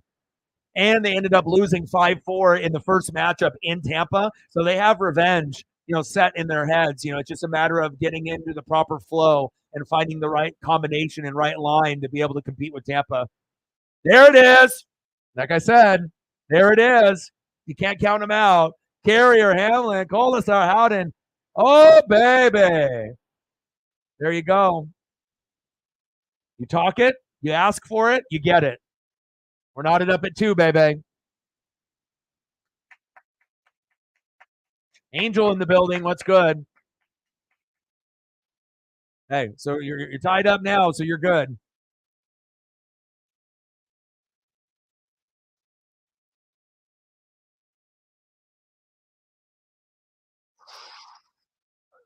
Yeah, I don't know. I never. I mean, when anyone, Brett Howden with that goal, they knotted up 2-2, assisted by Keegan Colasar. It's like, yeah, you got Connor Bedard and whatnot, but I don't know if I would ever be putting money on Chicago ever. Until they get a little bit better overall as a roster. But I guess it just depends on how hardcore you are as a bettor in your parlays, and sometimes you just have to, pick certain teams on who's ever playing tonight. So, Bananas in the building. What's good?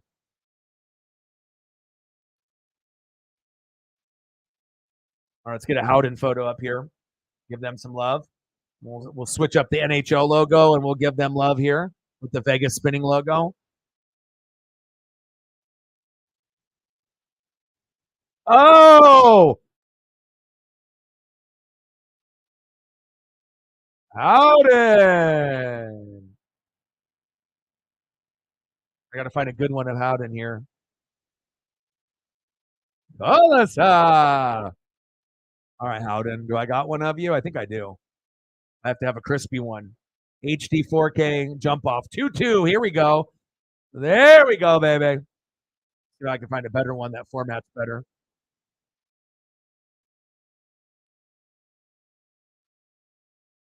Nice job, Brett. All right, I think this one will be a little formatted better based off the size. Let's see here. We're knotted up at 2. Love it. It was getting the players were kind of skating a little lackadaisical. It was just kind of like, that's the one thing about, I feel like, soccer and hockey. It's like you get these moments when you're just waiting for something big to happen, and then when it doesn't happen after 5 minutes, and it doesn't happen after 10 minutes, and it doesn't happen after 15 minutes, you start to wonder, like, okay, are we going to get anything happening, or do I have to wait until like the third period or like that next time slot for them to be able to get something going? But March Assault started it off. Then we got Sorelli and Duclair for Tampa, and now Howden, assisted by Keegan Colasar. We're knotted up at 2. There we go. All right, Vegas. And 4 out of the last 6 years, you've had the Lightning and the Golden Knights go very, very deep. So, not surprising that we have a 2-2 tie right now with 2:04 left in the second period. What's good?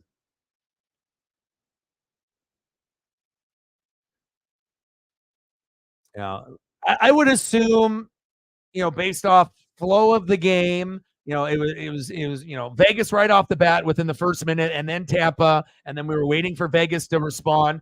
Uh, you know, it could go either way, but my gut tells me that Vegas is going to win this. The home crowd will find a way to get them, with the right proper line, and it still will be close. I hope we end up getting to 8 or 9 goals combined, like we did in that first matchup, 5-4 Tampa in Tampa. So, if we end up getting a 5-4 final or a 4-3 final, which may be a little bit more realistic since it took so fucking long for Vegas to get that goddamn second goal. It almost took them the whole fucking period, but hey, better late than never, right? And then, it wouldn't surprise me if, Marchessault, Carlson, or Eichel get one in the third period.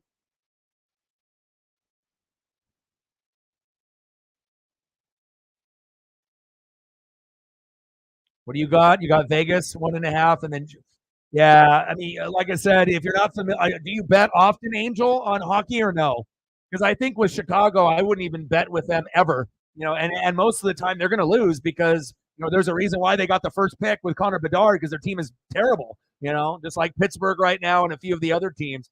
Like I root for the Kraken. The Kraken are fucking terrible. And sometimes you have a feeling in a matchup. Sometimes you just have to bet based on how many games are going on. And unfortunately, sometimes on the NHL circuit, you only have like 3 games for a whole day. Sometimes it's a very slow night. And if you're trying to make money, you either have to do a combo bet, parlay, NBA, March Madness now, which is about to happen, and then NHL. And then you just have to decide on what you want to do. The women's tourney, the men's tourney, or if you just stick with, NHL and NBA. And then obviously MLB starts in about a week. So then there'll be more betting opportunities for that as well. Yeah, but I would stay away from Chicago in the future because, I mean, even if they're the favored team to win, I don't even know if I would really feel comfortable betting on it. Anytime you're betting on one of the bottom 5 or 10 teams in the NHL, it's like you're almost asking someone to take your money, flushing it down the toilet. And you could still end up winning sometimes, but normally sticking to more of the powerhouse teams is typically way to go. But again, then you go that route, and like say you do Vegas versus Chicago, and then you have money on Vegas, and then what happens? Chicago ends up winning. Yeah, it just you never know, especially with the NHL. It's a very long season. Sometimes the bottom feeders can beat an elite team. They can get lucky.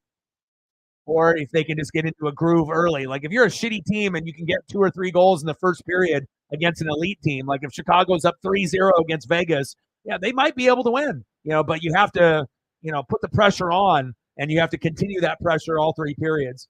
Nice save.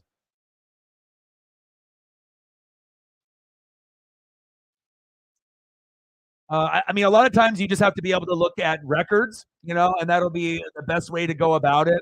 And then, before you're placing the bet, look at what position they are in the division, and obviously Vegas, betting on Vegas, Edmonton. You have to look on where the superstars are at. So like Kucherov is a superstar, he's on Tampa. Jack Eichel on Vegas. So you have to look on where the superstars at. Connor McDavid. You just have to look on where. And also, I look at like stats, look to see who's like number 1 in scoring, number 1 in goals, and then also looking at record. So whoever's got superstar players, it doesn't necessarily mean that those teams are going to win that particular night, but that'll give you a gauge, maybe what a better, opportunity to bet on instead of just randomly picking teams and hoping that you get a dub at the end of the day. The worst thing that you would want is to have a parlay of 4 teams, and then all of a sudden you've won on 3, and then you're banking on Chicago at the end, and then they get absolutely fucking obliterated, and there goes your money. So end of the second period, we're knotted up at 2. Yeah, but you live and you learn, right? And that's how it works with betting too. Basketball, baseball, football, hockey. Anybody can beat anyone on any given day. So. And then also too, you have to be able to look on what they've done recently. So it's like like with Vegas, right? They were really hot at the beginning of the year, and me and Judah were talking about it earlier, and then they hit a really big slump, you know. So from the beginning of the season until about December, they were awesome. Then December hit, and then they were dog shit. Even though they're one of the best teams in the NHL, they just got on this big fucking losing streak, right? And then now they're back on a winning streak again. So sometimes you have to pay attention, to like what the winning streak or losing streak has been within the last couple weeks, and then that'll give the more research that you do, the better chances you are going to win money. And I tell people that all the time. If you're just blindly throwing darts at a board, hoping that you're going to win big on your parlay, it's not going to happen. You have to dig a little bit deeper, and the more effort that you're willing to take to do a little research, the better chance that you have to win money and not throw money away. So. Yeah. Well, again, they just got the number 1 pick, Connor Bedard, and Connor Bedard is supposed to be like the next Sidney Crosby or Alex Ovechkin. So he's gonna be, one of the top, 5-10 players in the NHL. He's a rookie this year, but other than Connor Bedard, they don't really got a whole lot to work with. So, anytime people, are betting on kind of those type of teams, be careful because, you're almost asking for them to take your money and whatnot. But it also depends on, how many games are going on. But and the fact that Chicago is also on the road, so even if the Kings are up and down, you have to look at that as well. And it's not like every home team is going to win. I mean, you are going to get road teams, that get, an upset here and there. But that's what I would recommend. And I do that for football, basketball, baseball, hockey. You just got to make sure that you're just putting in that proper effort, and then that you'll get better results. So. Like, sub, donate, comment, share. Let's go.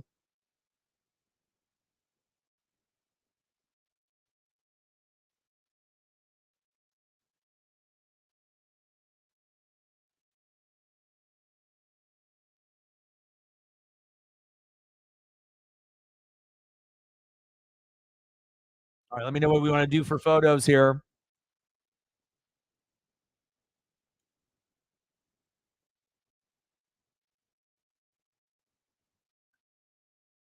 Yeah, so right there, that would tell you, anytime you're betting for the rest of the season, stay away from those two teams, San Jose and Chicago. Under no circumstances you should be betting for those teams, even if they're at home. Or I guess the only way that you would bet on those teams if they were playing each other, and then you would go with whoever's probably at home. But I would, you have to stay away from the battle of the bad. So true. Right, but even if he played every single game, I mean, do we really think that Chicago was going to be a playoff team? I mean, they would be slightly better than they're at now, but, I don't know how many more wins realistically that they would have gotten. And it's like, when you watch Connor Bedard, it's not like he's this amazing phenom, which he is, but it's not like he's scoring goals every single game. He's pretty active when he's out there, and obviously getting that broken jaw. I actually streamed that game when he ended up getting the broken jaw, and then there was like 10 fights in that game. But, sometimes it takes time, even if you're a phenom. John in the building, what's good?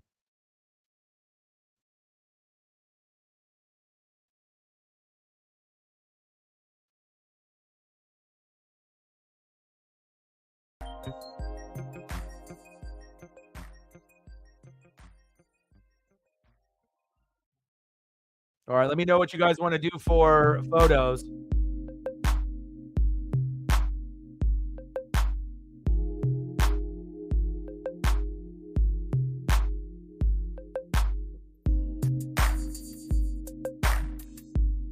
Yeah, I saw that. Colorado, tough matchup. And I was thinking about doing the Blues in Colorado.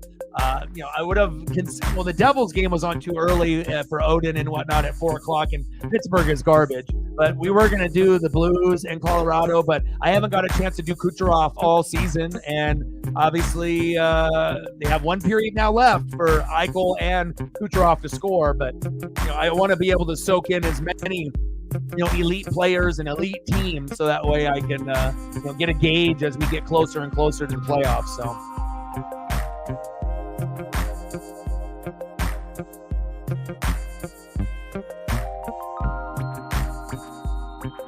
All right, take a look at the stat line. And if you're hopping in late, we started off the matchup with a bang with Jonathan Marchessault with a goal, assisted by Shea Theodore and Captain Jack Eichel, 1-0 Vegas.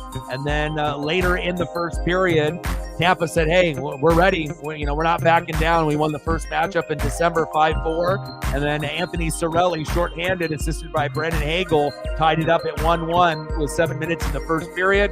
And then another Anthony Duclair decided to get in on the action, assisted by Nikita Kucherov. So I got an assist by Eichel and Kucherov, but I want goals, damn it. All right, and then they were up 2-1. And then we had to wait. And then finally, Brett Howden, assisted by Keegan Colasar, and we're knotted up at 2. So not as much scoring in that second period than I wanted. But again, defense has been great for both teams. And again, they were kind of going through the motions there in the second period. And that happens in hockey. It happens in soccer, where you kind of get a little sleepy. You're like, all right, come on. I'm waiting. And it's like, you don't expect a goal every 5 minutes. But again, once you go past like that 10 to 15 minute mark, you're like, oh God, come on, and if you're not going to get goal scoring, I gotta see a fight. I gotta see some power plays. I gotta see some people punching each other in the eye or the jaw. Like, keep me going, keep me interested. And sometimes you just get guys skating back and forth which it feels like with no purpose. And you hope that they can make the proper adjustments, get the proper line, and then get things adjusted. So. But we're knotted up at 2 with 1 period to go.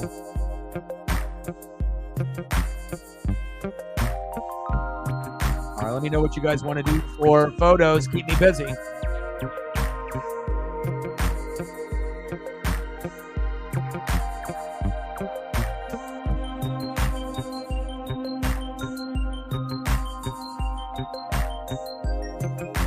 Well, it's knotted up 2-2 right now, so it could go either way.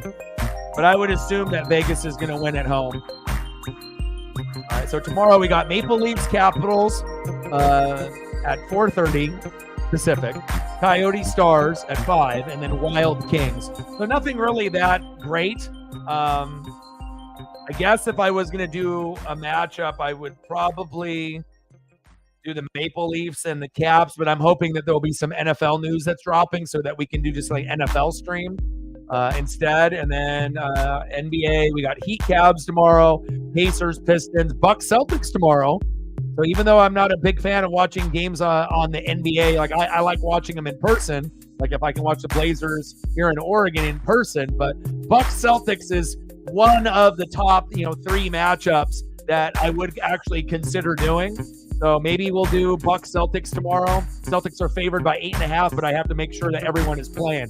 Dame has to play, Giannis has to play, Brown has to play, Tatum has to play. And if all those guys play, then maybe we consider doing that. Then we got Kings Raptors, Jazz Thunder, Grizzlies Warriors, Sixers Suns, and then Clippers Blazers at 7. So we'll figure it out. But Bucks Celtics will be an option. I will consider it. I will consider that. So NHL, NBA, but maybe an NFL stream. I'm hoping we get some NFL, signings so that way we can do that instead. But we'll wait and see. Who do you bet on right now, Tampa or Vegas? Your call, man. I mean, like I said, Kucherov is a stud. Jack Eichel is a stud. Vegas has a deeper team, top to bottom. But again, the first matchup, Tampa ended up winning in Tampa in December 5-4, and this is the second matchup and the final matchup of the year. So, your call is as good as mine. I mean, like I said, you could bet on Tampa, you could win. You could bet on Vegas and win. But for me, if I was a betting man, just as of what I've seen and flow of the game, I think I would be going for Vegas based off what I've seen in the second period.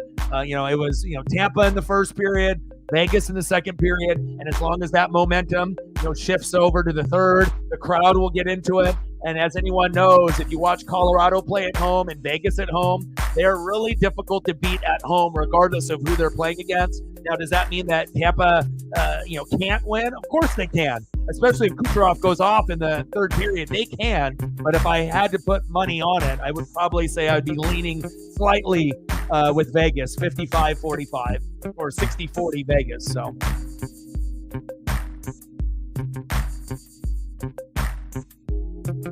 Well, we need likes, subs, donos, comments, shares. We need all the above.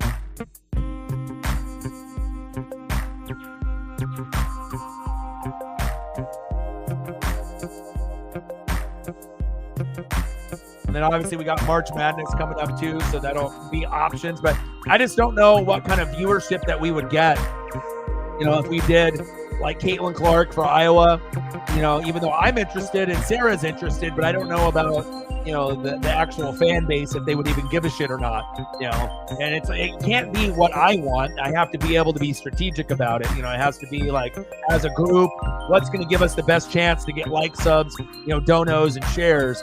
Same thing with March Madness, for the men's, like what games do we consider doing? Because there's no real big names in college hoops for the men's. Caitlin Clark is a bigger name, than any of the men. Angel Reese is a bigger name, than any of the men. Paige Buekas is a bigger name than any of the men. I mean, that's just facts, that the women's game sold out faster than the men's, because people want to see history being made. And, especially if you have someone like Caitlin Clark that's been breaking records, her putting up 50 points in a tourney game would be more exciting to me than watching any of the men's. Am I going to watch the men's tourney? Yeah, but I just, as far as streaming purposes, I don't really know. So we'll have to wait and see.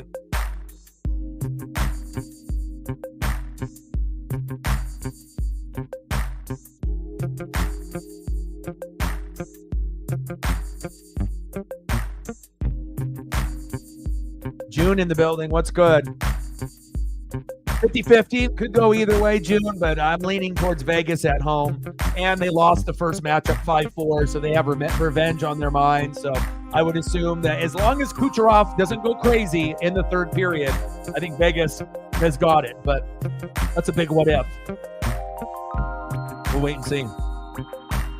But at least it's not like 0-0 right now. And at least it's not like 3-0, where we actually have something to look forward to in this period. So everybody, make sure you're taking care of your mental health. It's very, very important.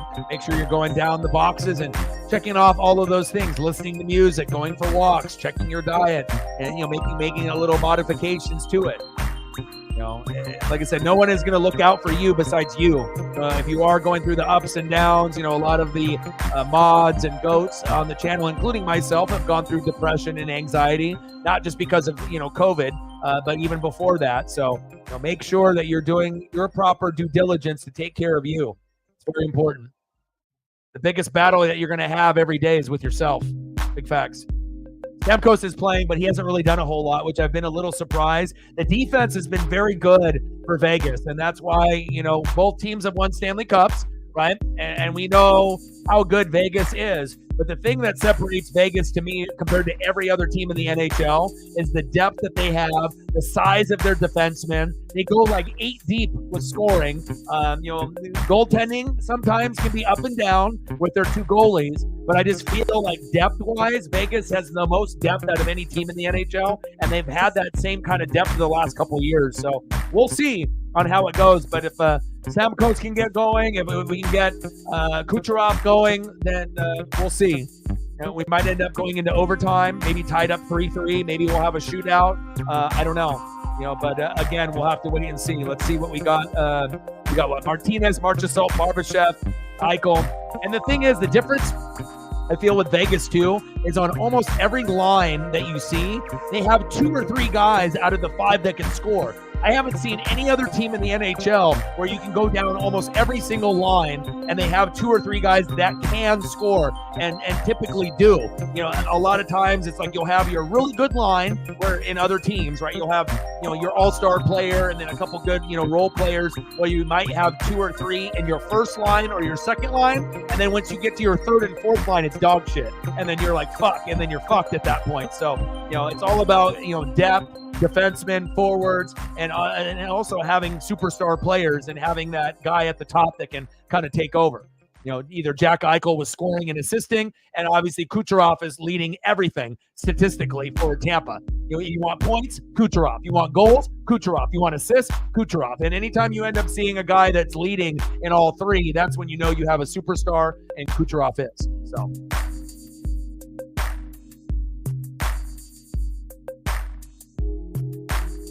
So Marchessault and Howden with goals, and then Sorelli and Duclair.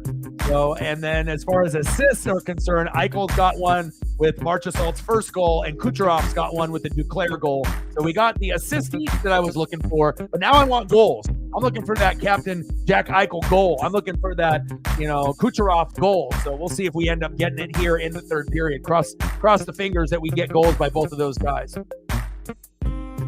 But if it ends up not being Eichel and he ends up being a part of the assist, then it might be Marchessault or Carlson. I'd keep an eye on those guys as well. Incredibly deep Vegas is. I mean, it's ridiculous. Eichel, Barbashev, Marchessault. Ridiculous. All right, 7 more likes at 20. Smash the fucking like button for your boy.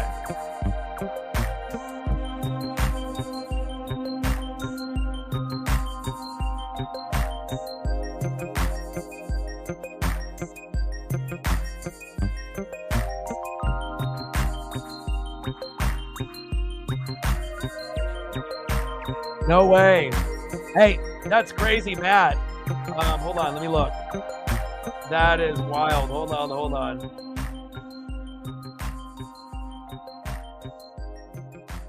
So Mr. Williams was at the airport, and Trayshawn Holden, he just saw Trayshawn Holden. He just messaged me. He's like, he had his helmet and everything. That's wild. He said, I'm waiting for the Uber and his helmet caught my attention. He's like, I thought of my boy. That's sweet.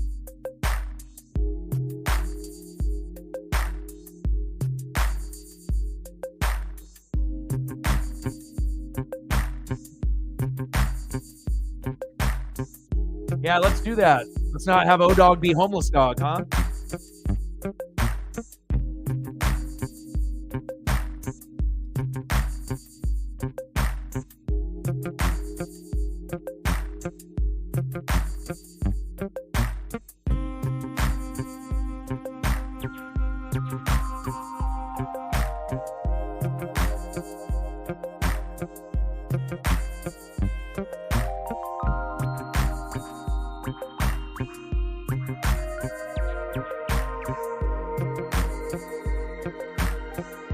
All right, here we go. Third period.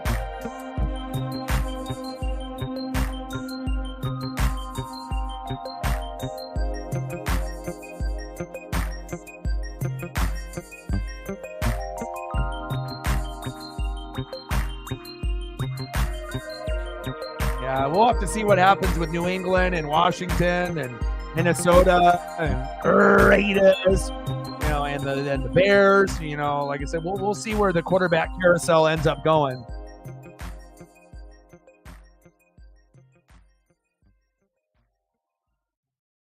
All right, here we go. Third period underway.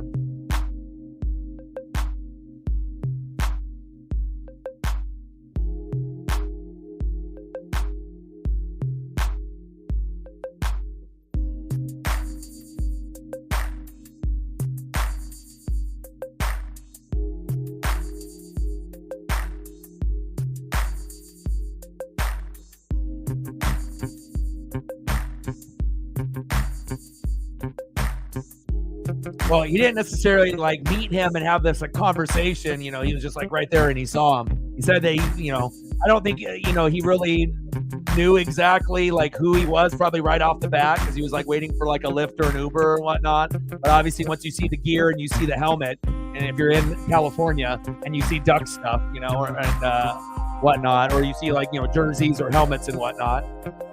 But he's like, man, I should have probably said something. He's like, I thought of you.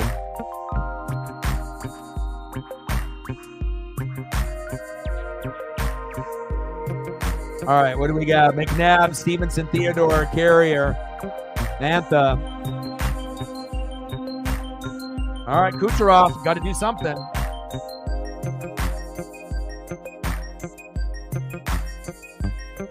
All right, 15 shots on goal for Vegas, 13 for Tampa.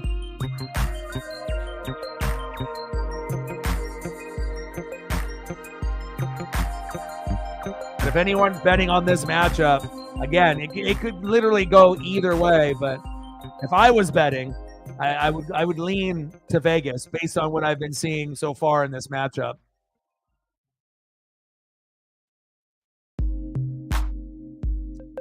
But I wouldn't be shocked either if Tampa comes back and wins this either, though. Like, we're still waiting for Kucherov to go off and waiting for Jack Eichel to get a goal as well. So we'll see whose defense is the best and whose goaltending ends up being the most secure in the crease here.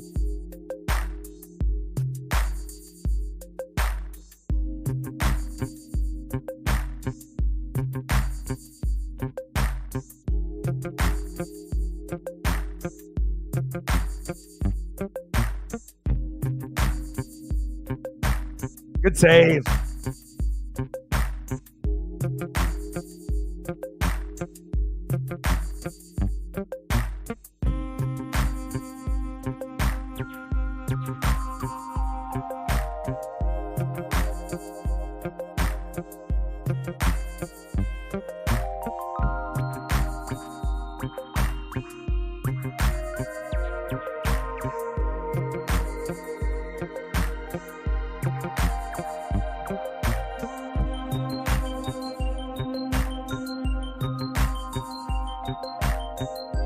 Like, sub, donate, comment, share. Maybe people forgot.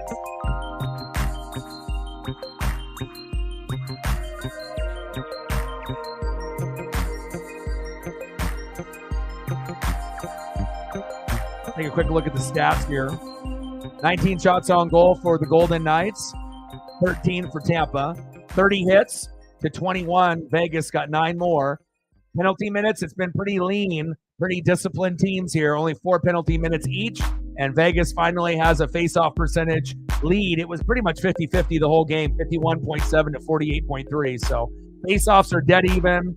A little bit more physicality out of Vegas, more shots on goal for Vegas, and penalties are pretty much dead even. So Stevenson, I'm a deal, Hamlin again. God yeah.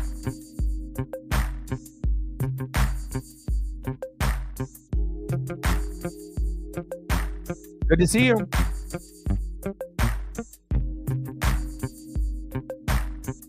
Oh! Just wide.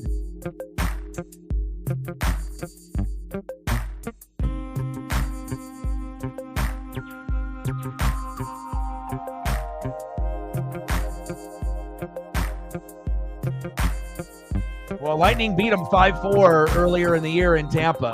So, and Tampa's on a winning streak, like a 3 or 4 game winning streak. So I kind of felt doing this matchup that Tampa would have a shot, even though Vegas is very good at home, like typically Colorado is.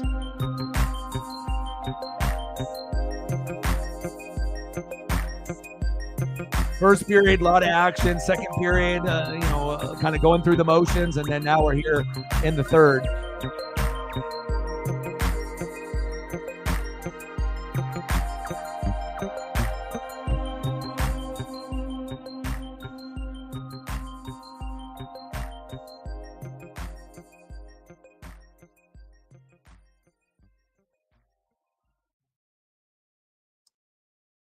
All right, let's see if Tampa can convert on this power play. Haven't had too much success. Kucherov, come on now.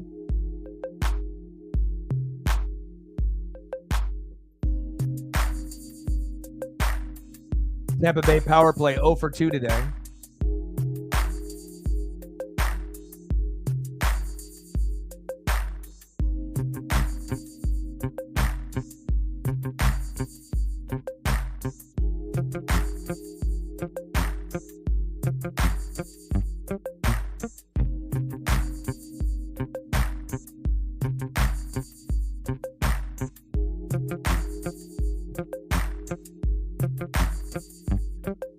Stamkos, Kucherov, they need to work together here, find a way.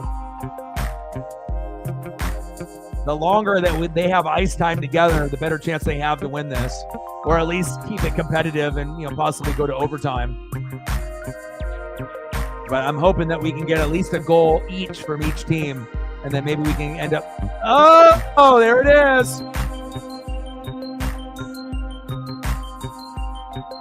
There it is, 3-2 Tampa. All right, Braden.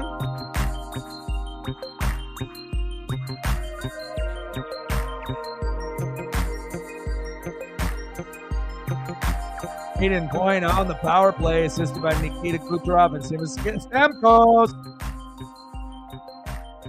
All right, Braden, nice job. All right, Vegas, your turn.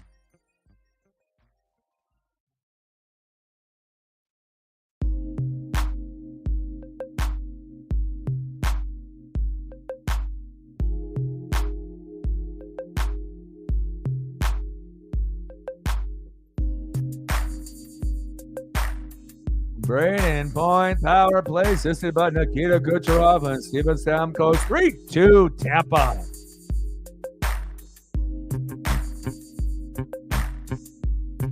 All right, Vegas, your turn.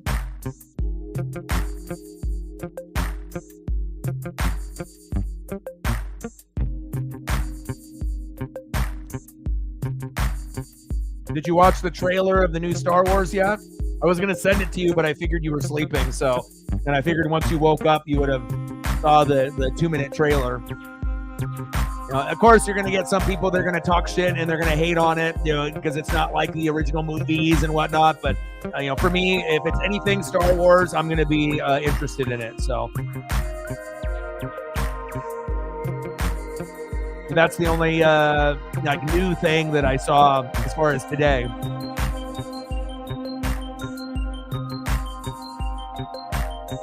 It looks interesting, and it doesn't have any connection to any of the other storylines, I don't believe so.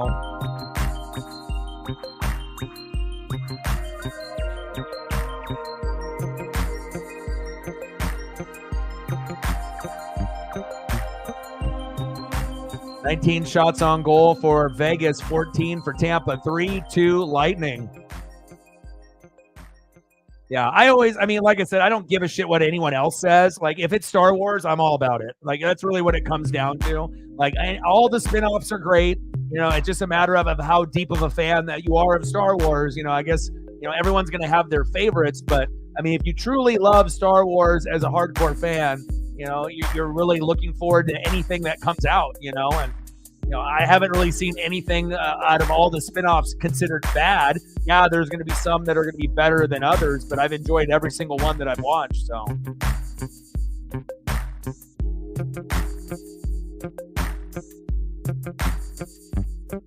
13 minutes to go in the third period, 3-2 Tampa.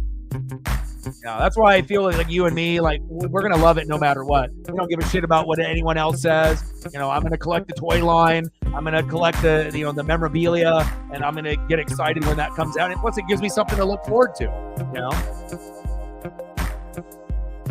Then you get to see, like, the new characters, the special effects, if it ends up being a new storyline.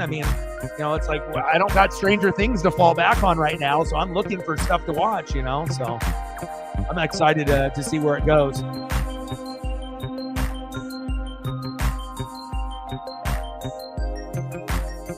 But I was doing some digging, and I ended up finding, so I got the Darth Maul statue like you did. I got the Black Series Darth Maul, and I was doing some digging, and I have, like, the Phantom Menace figures from, like, the 90s, and I found my Darth Maul with there. It's got, like, the, and then it has, like, a ship, included in it, like a miniature version and whatnot. So, but now I have the trifecta. So now I have the 3 sitting on the windowsill there. And usually it's like the, rule of 3 when you have collectibles, whatever it is. And once you have 3 or more, it starts looking like an actual trifecta of a collection or bigger and whatnot. So, and I know I got a couple other Star Wars Darth Maul figures, just through the toy line within the last 20 years, but they're in boxes somewhere. So,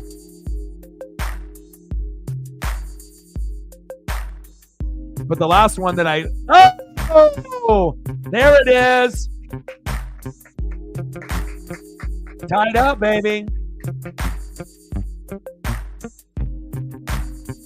Wow. We're knotted up at 3, baby. Ben Hutton, assisted by Brett Howden.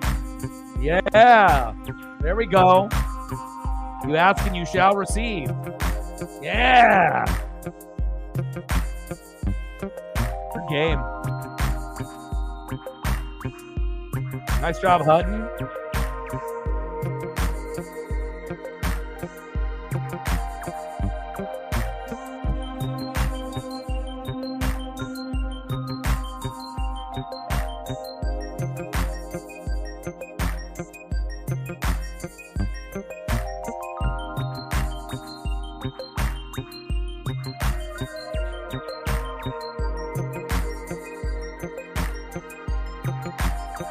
There we go. I see you, Ben. Are they looking to a challenge? Nope.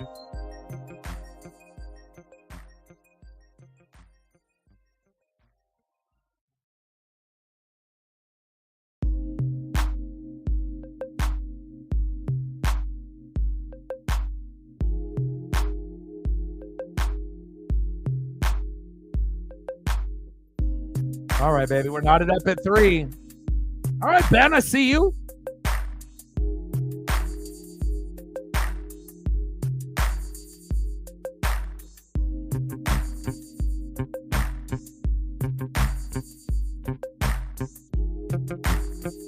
Yeah, I had a feeling that you had it and whatnot, and it's not going to be often that we're going to have the same type of collectible and whatnot, but I guess if it's Darth Maul, you love Darth Maul, I love Darth Maul, so, you know, at some point or another, we might have similar collectibles and whatnot.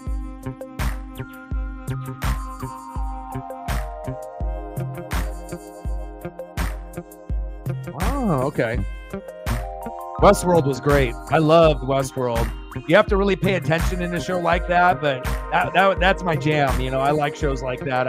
I got sucked in, you know, the very first episode, and that might be something that would be worth watching and starting back from the very beginning. Grogu, yeah.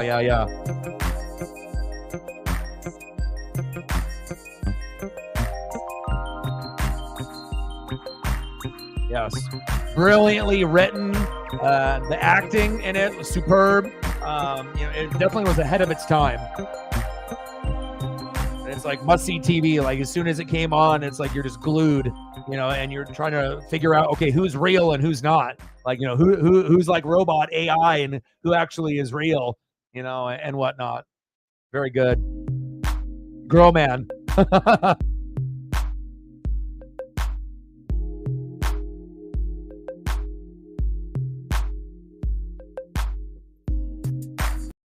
All right, baby. We got 10:59 left in the third period. If you're just coming in, started off with Jonathan Marchessault getting it started, and Anthony Cirelli and Anthony Duclair with 2 goals for Tampa in the first period, 2-1. Then we go into the second period with Brett Howden tying it up. Kind of a dead period in the second with a lot of skating, not a whole lot of purpose. Good defense by both teams. Then it was 2-2, and then hoping that we had a 3-3 game and maybe a 4-3 final, and I got my wish. Braden Point on the power play, and then Ben Hutton for Vegas to tie it up 3-3. Let's go.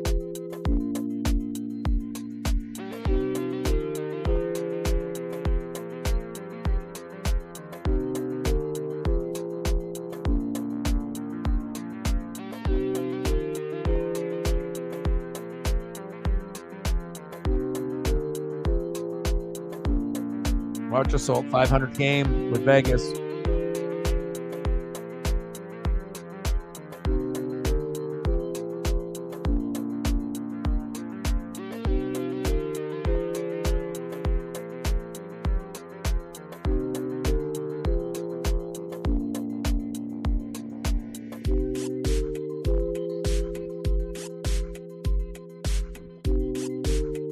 All right, what do we got? McNabb, Carlson, Theodore, Eichel, Kata. All right, we got 10 minutes to go in the third period.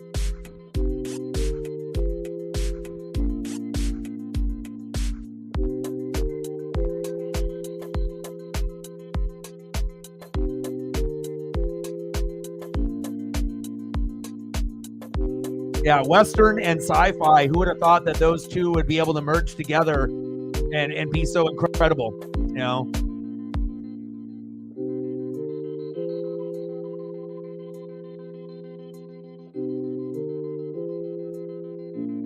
Unbelievable. Come on, Kucherov.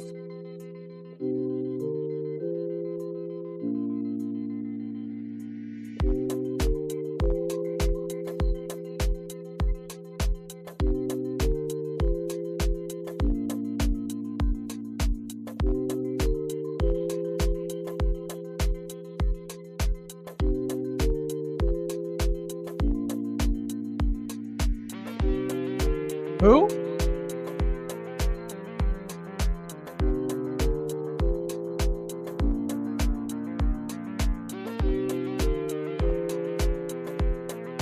Eichel? 21 shots on goal for Vegas, 14 for Tampa.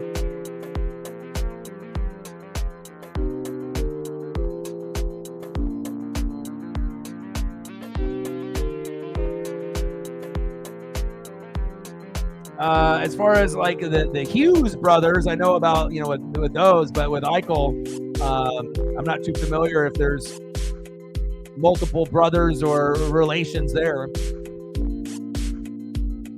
I know you have like Jack Hughes and Luke Hughes and the Hughes bros and whatnot, but if that's who you're talking about. Nothing ever surprises me as far as people being related and having, brothers and whatnot in hockey. It's like in football.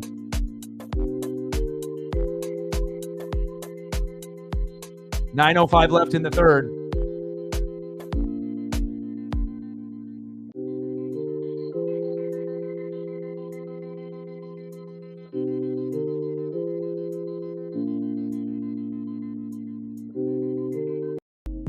Okay, baby, here we go.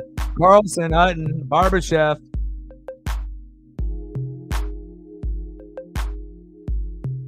Let's take a look at the stats here. Peek down real quick. 21 shots on goal for Vegas to 15 for Tampa. 34 hits to 24. 34-24 Vegas based off hits. Penalty minutes has been pretty minimal. 6 penalty minutes for the Golden Knights, 4 for the Lightning. Face-off percentage pretty dead even too. 51% to 48. 51.4 to 48.6. It was 50-50 almost the whole matchup.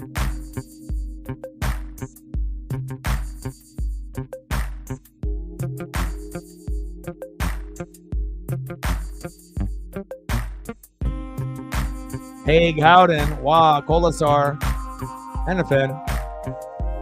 Good save. 8:07 left in the third.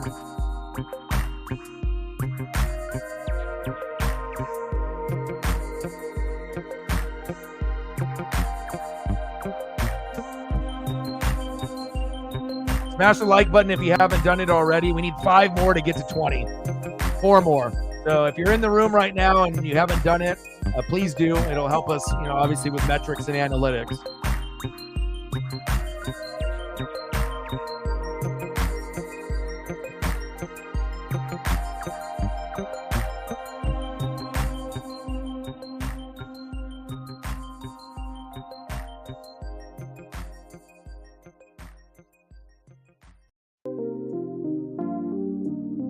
We got a commercial break.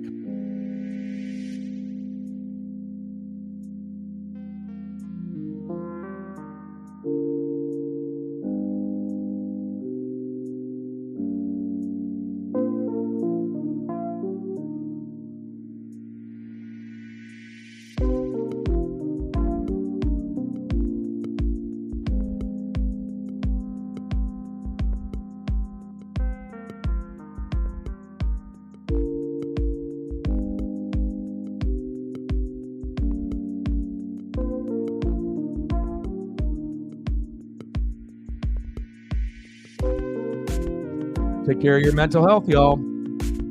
Check off those boxes. It's very important. Every single day. The biggest battle you're going to have every day is with yourself. Big facts.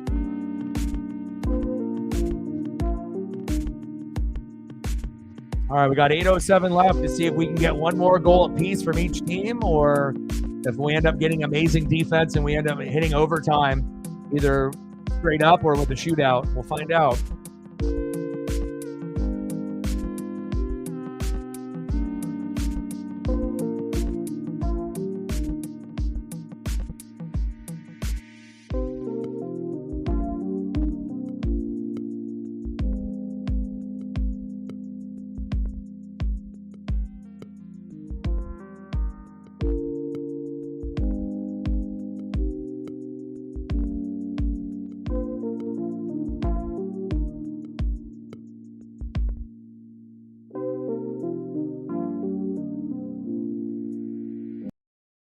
All right, here we go.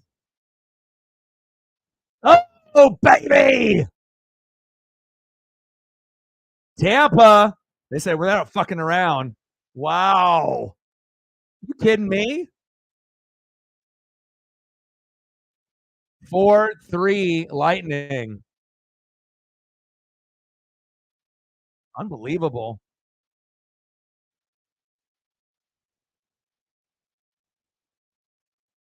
Braden Point again. Was he trying to get a hat trick? Okay, I see you. Assisted by Nikita Kucherov and Darren Radish.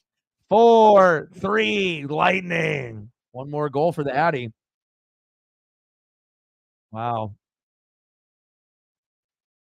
All right, Braden Point. I see you. All right, Vegas, your turn. Time to respond.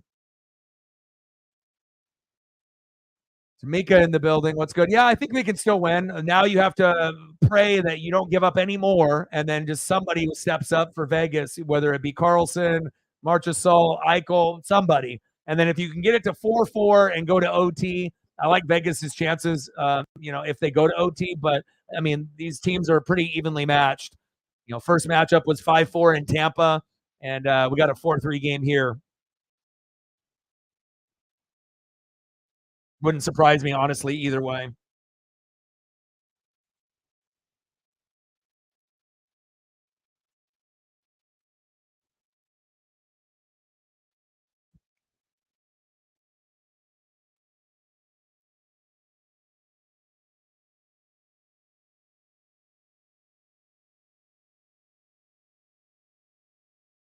Wow, 117 points. Kucherov now tied for first with points. Does he have 3 assists today? Kucherov. I was hoping that I could get some goals out of Kucherov, but hey, being that guy to set up his teammates, I see you. Uh-oh. Breakaway, one-on-one. Big save by Aiden Hill. Oof. That might have been game over right there if Tampa would have scored. I mean, most of the matchups on the NHL side have been pretty spectacular. We've only had a couple that have been snooze fest where it's been like, 3-0 after the first period and then it ended up being a absolute blowout. But we haven't had too many snoozers. Most of the matchups have gone down to the wire overtime or have been at least competitive up until the third period, which is nice.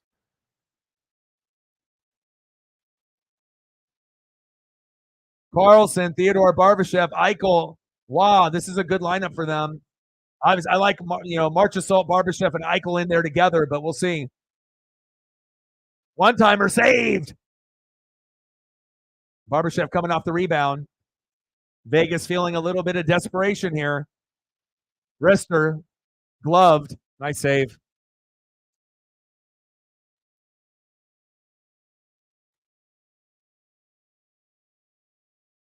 You got 20 on under 7.5. Anything is possible in this matchup. The first time they played, it was 5-4, and they had 9 total. So, this could end up easily being 4-4 going into overtime, and then it ends up being 5-4 for the winner. So, second period was a little dead. First period, a lot of action. Second period, dead. Third period, right like the first period. They're, getting into a groove now.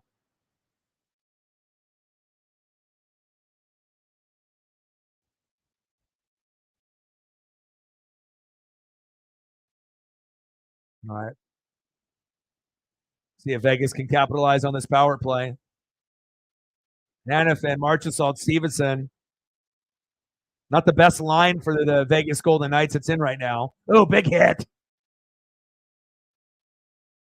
Tampa has stole the momentum away.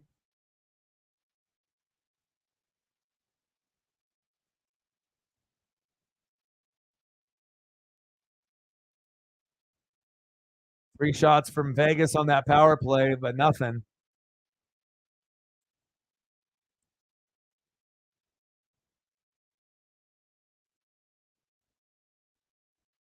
Vegas needs to capitalize on this power play.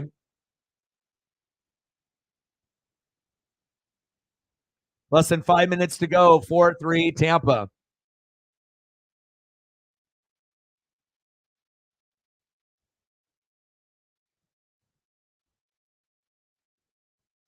All right, Marchessault is in there now. 25 shots on goal for Vegas, 19 for Tampa. Antha, Hannafin, Marchessault, Stevenson, and Hutton. Where's Carlson at and Eichel? You need those two guys in if you want anything to happen here. Or at least Marchessault and Eichel.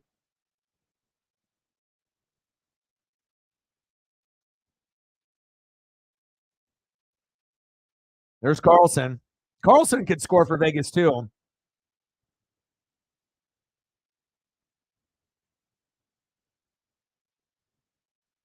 Matteo shoveling it down. 4 minutes to go. Running out of time, Vegas. And Vegas swept Tampa last season.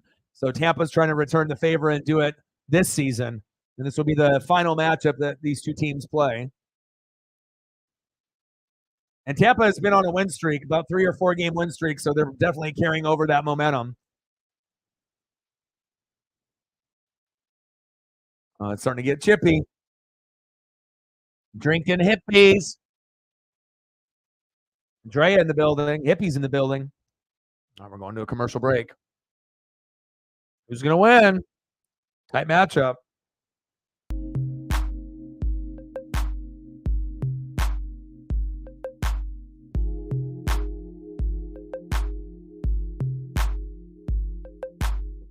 All right, let's see what they got in there for the lineup. McNabb, Theodore, Colasar, Waugh, and Howden. Not the greatest lineup for Vegas for that line, so we'll see if they make any adjustments.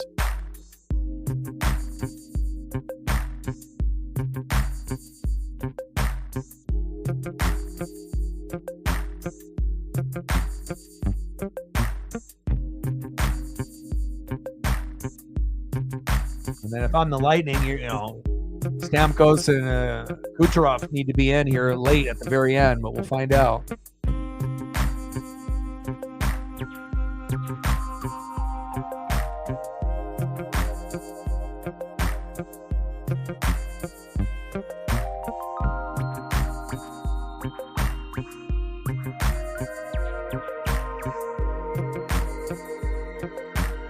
And one more for the Hattie, for Braden if he gets it. And obviously Vegas is going to have to go open net probably within the next minute and a half. So we might end up getting a 5-3 final for Tampa unless Vegas can find a way.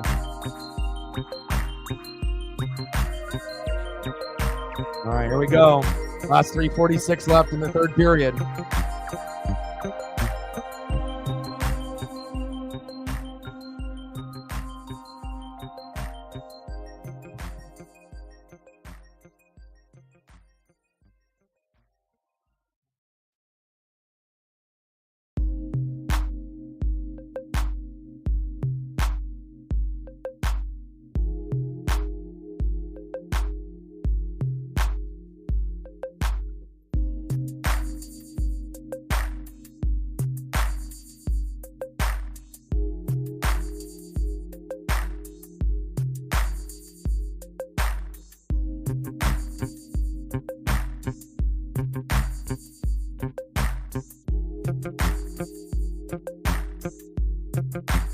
All right, we got the last 3 minutes to go.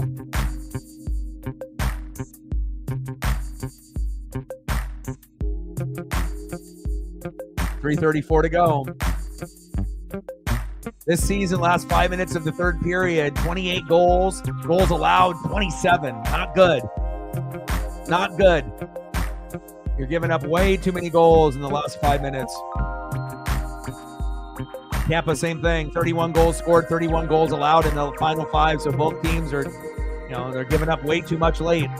But I guess that is good for some of y'all in the room, depending on what your parlay is sitting at.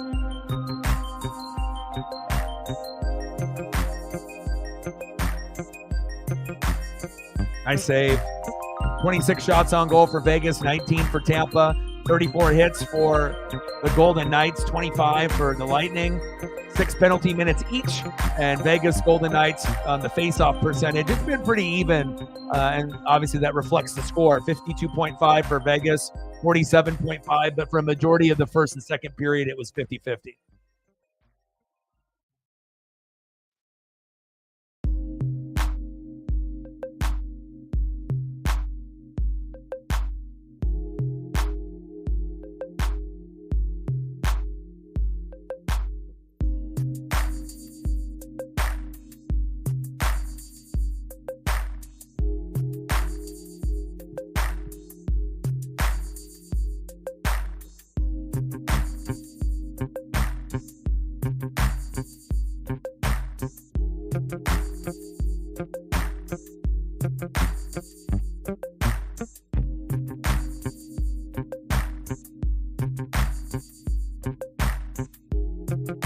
look who's in.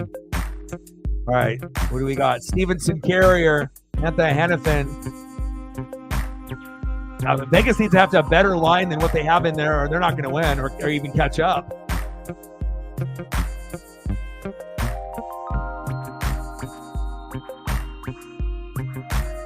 Like based off of who they have on the ice right now, I'm not sure if anybody can score. There we go. They just made a line change. I was going to say, they got to make a line change. Now they got Colasar, Waugh, Howden, Martinez, Hannafin. Slightly better, but not ideal. Still need, Carlson in there, Marchessault, Eichel. You need those three guys in late. Just like, if you're Tampa, Stamkos and fucking Kucherov, you need certain guys in late. Especially the last 2 minutes.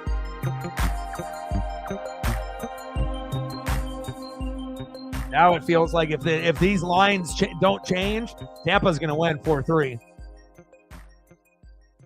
Like, how do you have Marchessault and Eichel not even in right now? How are you going to come back when you're down a goal with a minute 30 to go? It's like you got to have at least Carlson, Marchessault, or Eichel in, and none of them are in right now. So I don't know if they're just giving up or what, but all right, Marchessault's in now. At least you got one. Now we got the empty net.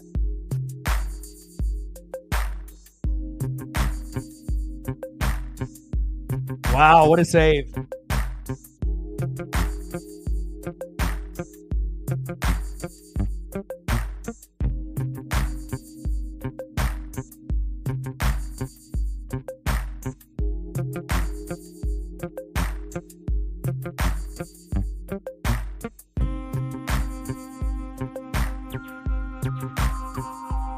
All right, let me see what they got. Let's see if they've listened. Okay, what do we got? Now they got a good line in here. You got Carlson, Marchessault, Stevenson, Theodore, and Barbashev. So you got three guys out of the five that you feel that could get it done.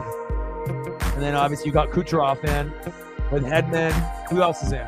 Point is in. That's good. Paul. Okay. So it's pretty even here late, but they got to make sure they write up something here. Okay, that's like, got to put Eichel in. Where is he in the line? Are they going to put him in? Okay, they just put him in. As I say, it's impossible to be able to come back if you don't have your best players in late. All right, so they just made a change. Carlson, Marchessault, Stevenson, Theodore, Barbashev, Eichel, because obviously they ended up pulling the goalie. So if Carlson, Marchessault, and Eichel are in, you have a much higher percentage to score. Your percentage goes up like 50%, when you got those three guys in. And normally you're not going to have all three of those guys in at the same time. Usually it's two, but we'll see if Vegas can end up coming back. Let's see. Or if Tampa will end up getting the cheap, open net goal with nobody down there. That's possible too. We could have a 5-3 final. All right, minute 16 to go. Stevenson and Theodore. Face off. They have to do it again. Hippies is hold. He's like, I need the money.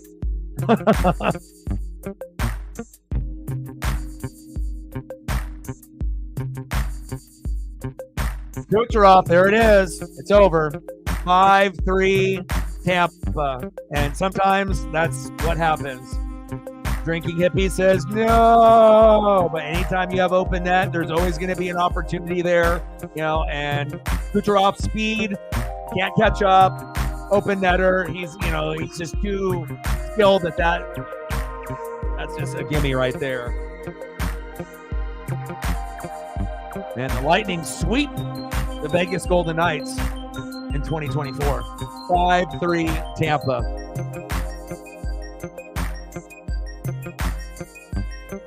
Kucherov, what? He's got 1 goal and 3 assists.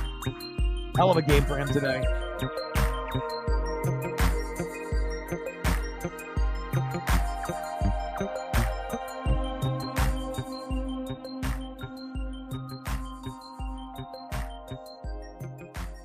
I feel like with betting in sports, it's a little bit of skill, a little bit of research, and then sometimes a little bit of luck. To be honest, it's like I don't feel that anybody that's betting is not winning all the time. Most people that bet lose a majority of the time, and then we'll have their wins here and there, and the unpredictability of sports too. unless you're, betting on matchups like Colorado versus Chicago or Vegas versus Chicago or Vegas versus San Jose, then, that's kind of an easier bet to make, to go for the stronger team going against a shitty team. But when you end up going against two quality teams, a lot of times people will be like, well, I'm going to go for the home ice team. But that doesn't always work out like tonight. So. Yeah, and again, it's like, okay, I'm going to go Milwaukee or Chicago, Milwaukee or maybe like Boston, against some of the bottom feeders like the Detroit Pistons. And then as soon as you make the bet, what happens? The Pistons are on like a 15-game losing streak. You got $100 on the game, and then what happens? The Pistons end up fucking finally winning a game. That's the type of shit that happens in sports betting. It's like anytime you think that you're going to fucking win a for sure thing, the sports gods are like, no, and then they give you a little one of those, and then you end up losing. So it's I feel like the more research that's done, you have a better chance. But even with that being said, it's hard to be able to win in sports betting. And it's also done by like the spread. That's how they get you, because the computers already know every single score that the teams have had within the last like 5 years. And then they go based on averages. And that's why you end up seeing like the 0.5, 7.5. Under, or it's going to be over this amount, and that 0.5 screws everybody. Just like, when you end up doing Super Bowl or anything else, it's not just 3, but it ends up being 3.5, and that 0.5 will screw you. Kucherov. What are they saying? Offsides? Is that what they're looking at right now? If it's an offsides?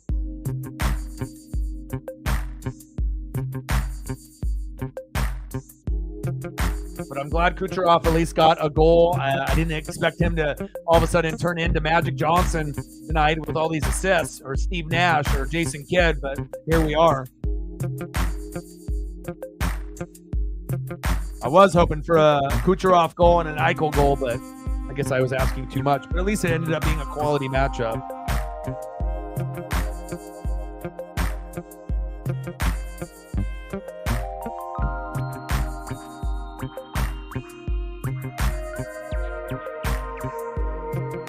Assisted by Eric Zernak and Steven Stamkos. They're looking at it right now.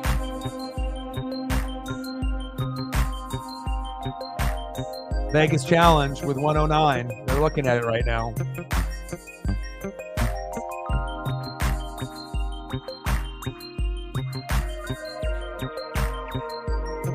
They know exactly what the fuck they're doing, and again, they are hoping for a lot of people that don't do research just to blindly bet. That's why they make so much goddamn money, millions and millions of dollars, because you only have a small percentage of people that actually research, the games heavily before they actually place the bet. Most people that are addicted to betting, they just fucking are just like, whatever,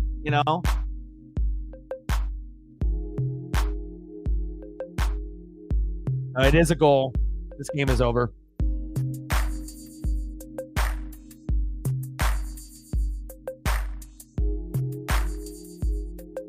But like for me, whenever I would, help people out, it's like I'm looking at everything, like on the NFL side, all the previous matchups, is it grass? Is it turf? Is it day? Is it night? Like sometimes you have to dig deeper into the stat line if you want to win.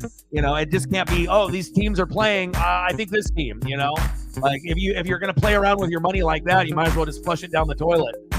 And again, once in a while you'll get lucky, and you'll end up hitting the right team. But again, the less research you do, the less money you're going to win overall. And even if you do a shitload of research, there's still no guarantee that you're going to pick the right teams. The way that, sports and the sports betting world is set up, because they always got you on that 0.5 or whatever, based on the Vegas line. All right, with less than a minute to go. And you're not going to see Vegas lose that often at home.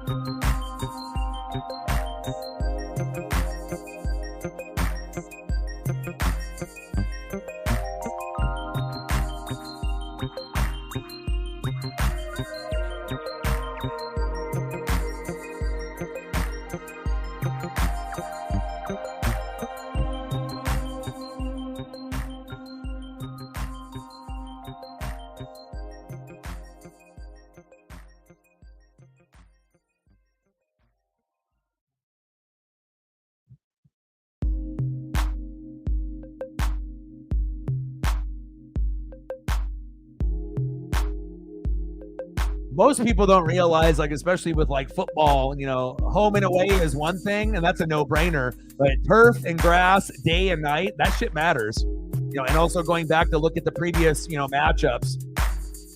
Final score: Lightning 5, Golden Knights 3. And then tomorrow we have a shorter slate as far as matchups are concerned. So hopefully there'll be some news on the NFL side so we can do like an NFL stream. But tomorrow we got Maple Leafs and Caps at 4:30, Coyotes Stars at 5, and then Wild and Kings at 7. So if I were to do an NHL game tomorrow, it would be the Maple Leafs and the Capitals, but we have to have better support than we had today for me to even consider doing that game, because we definitely dropped the ball today.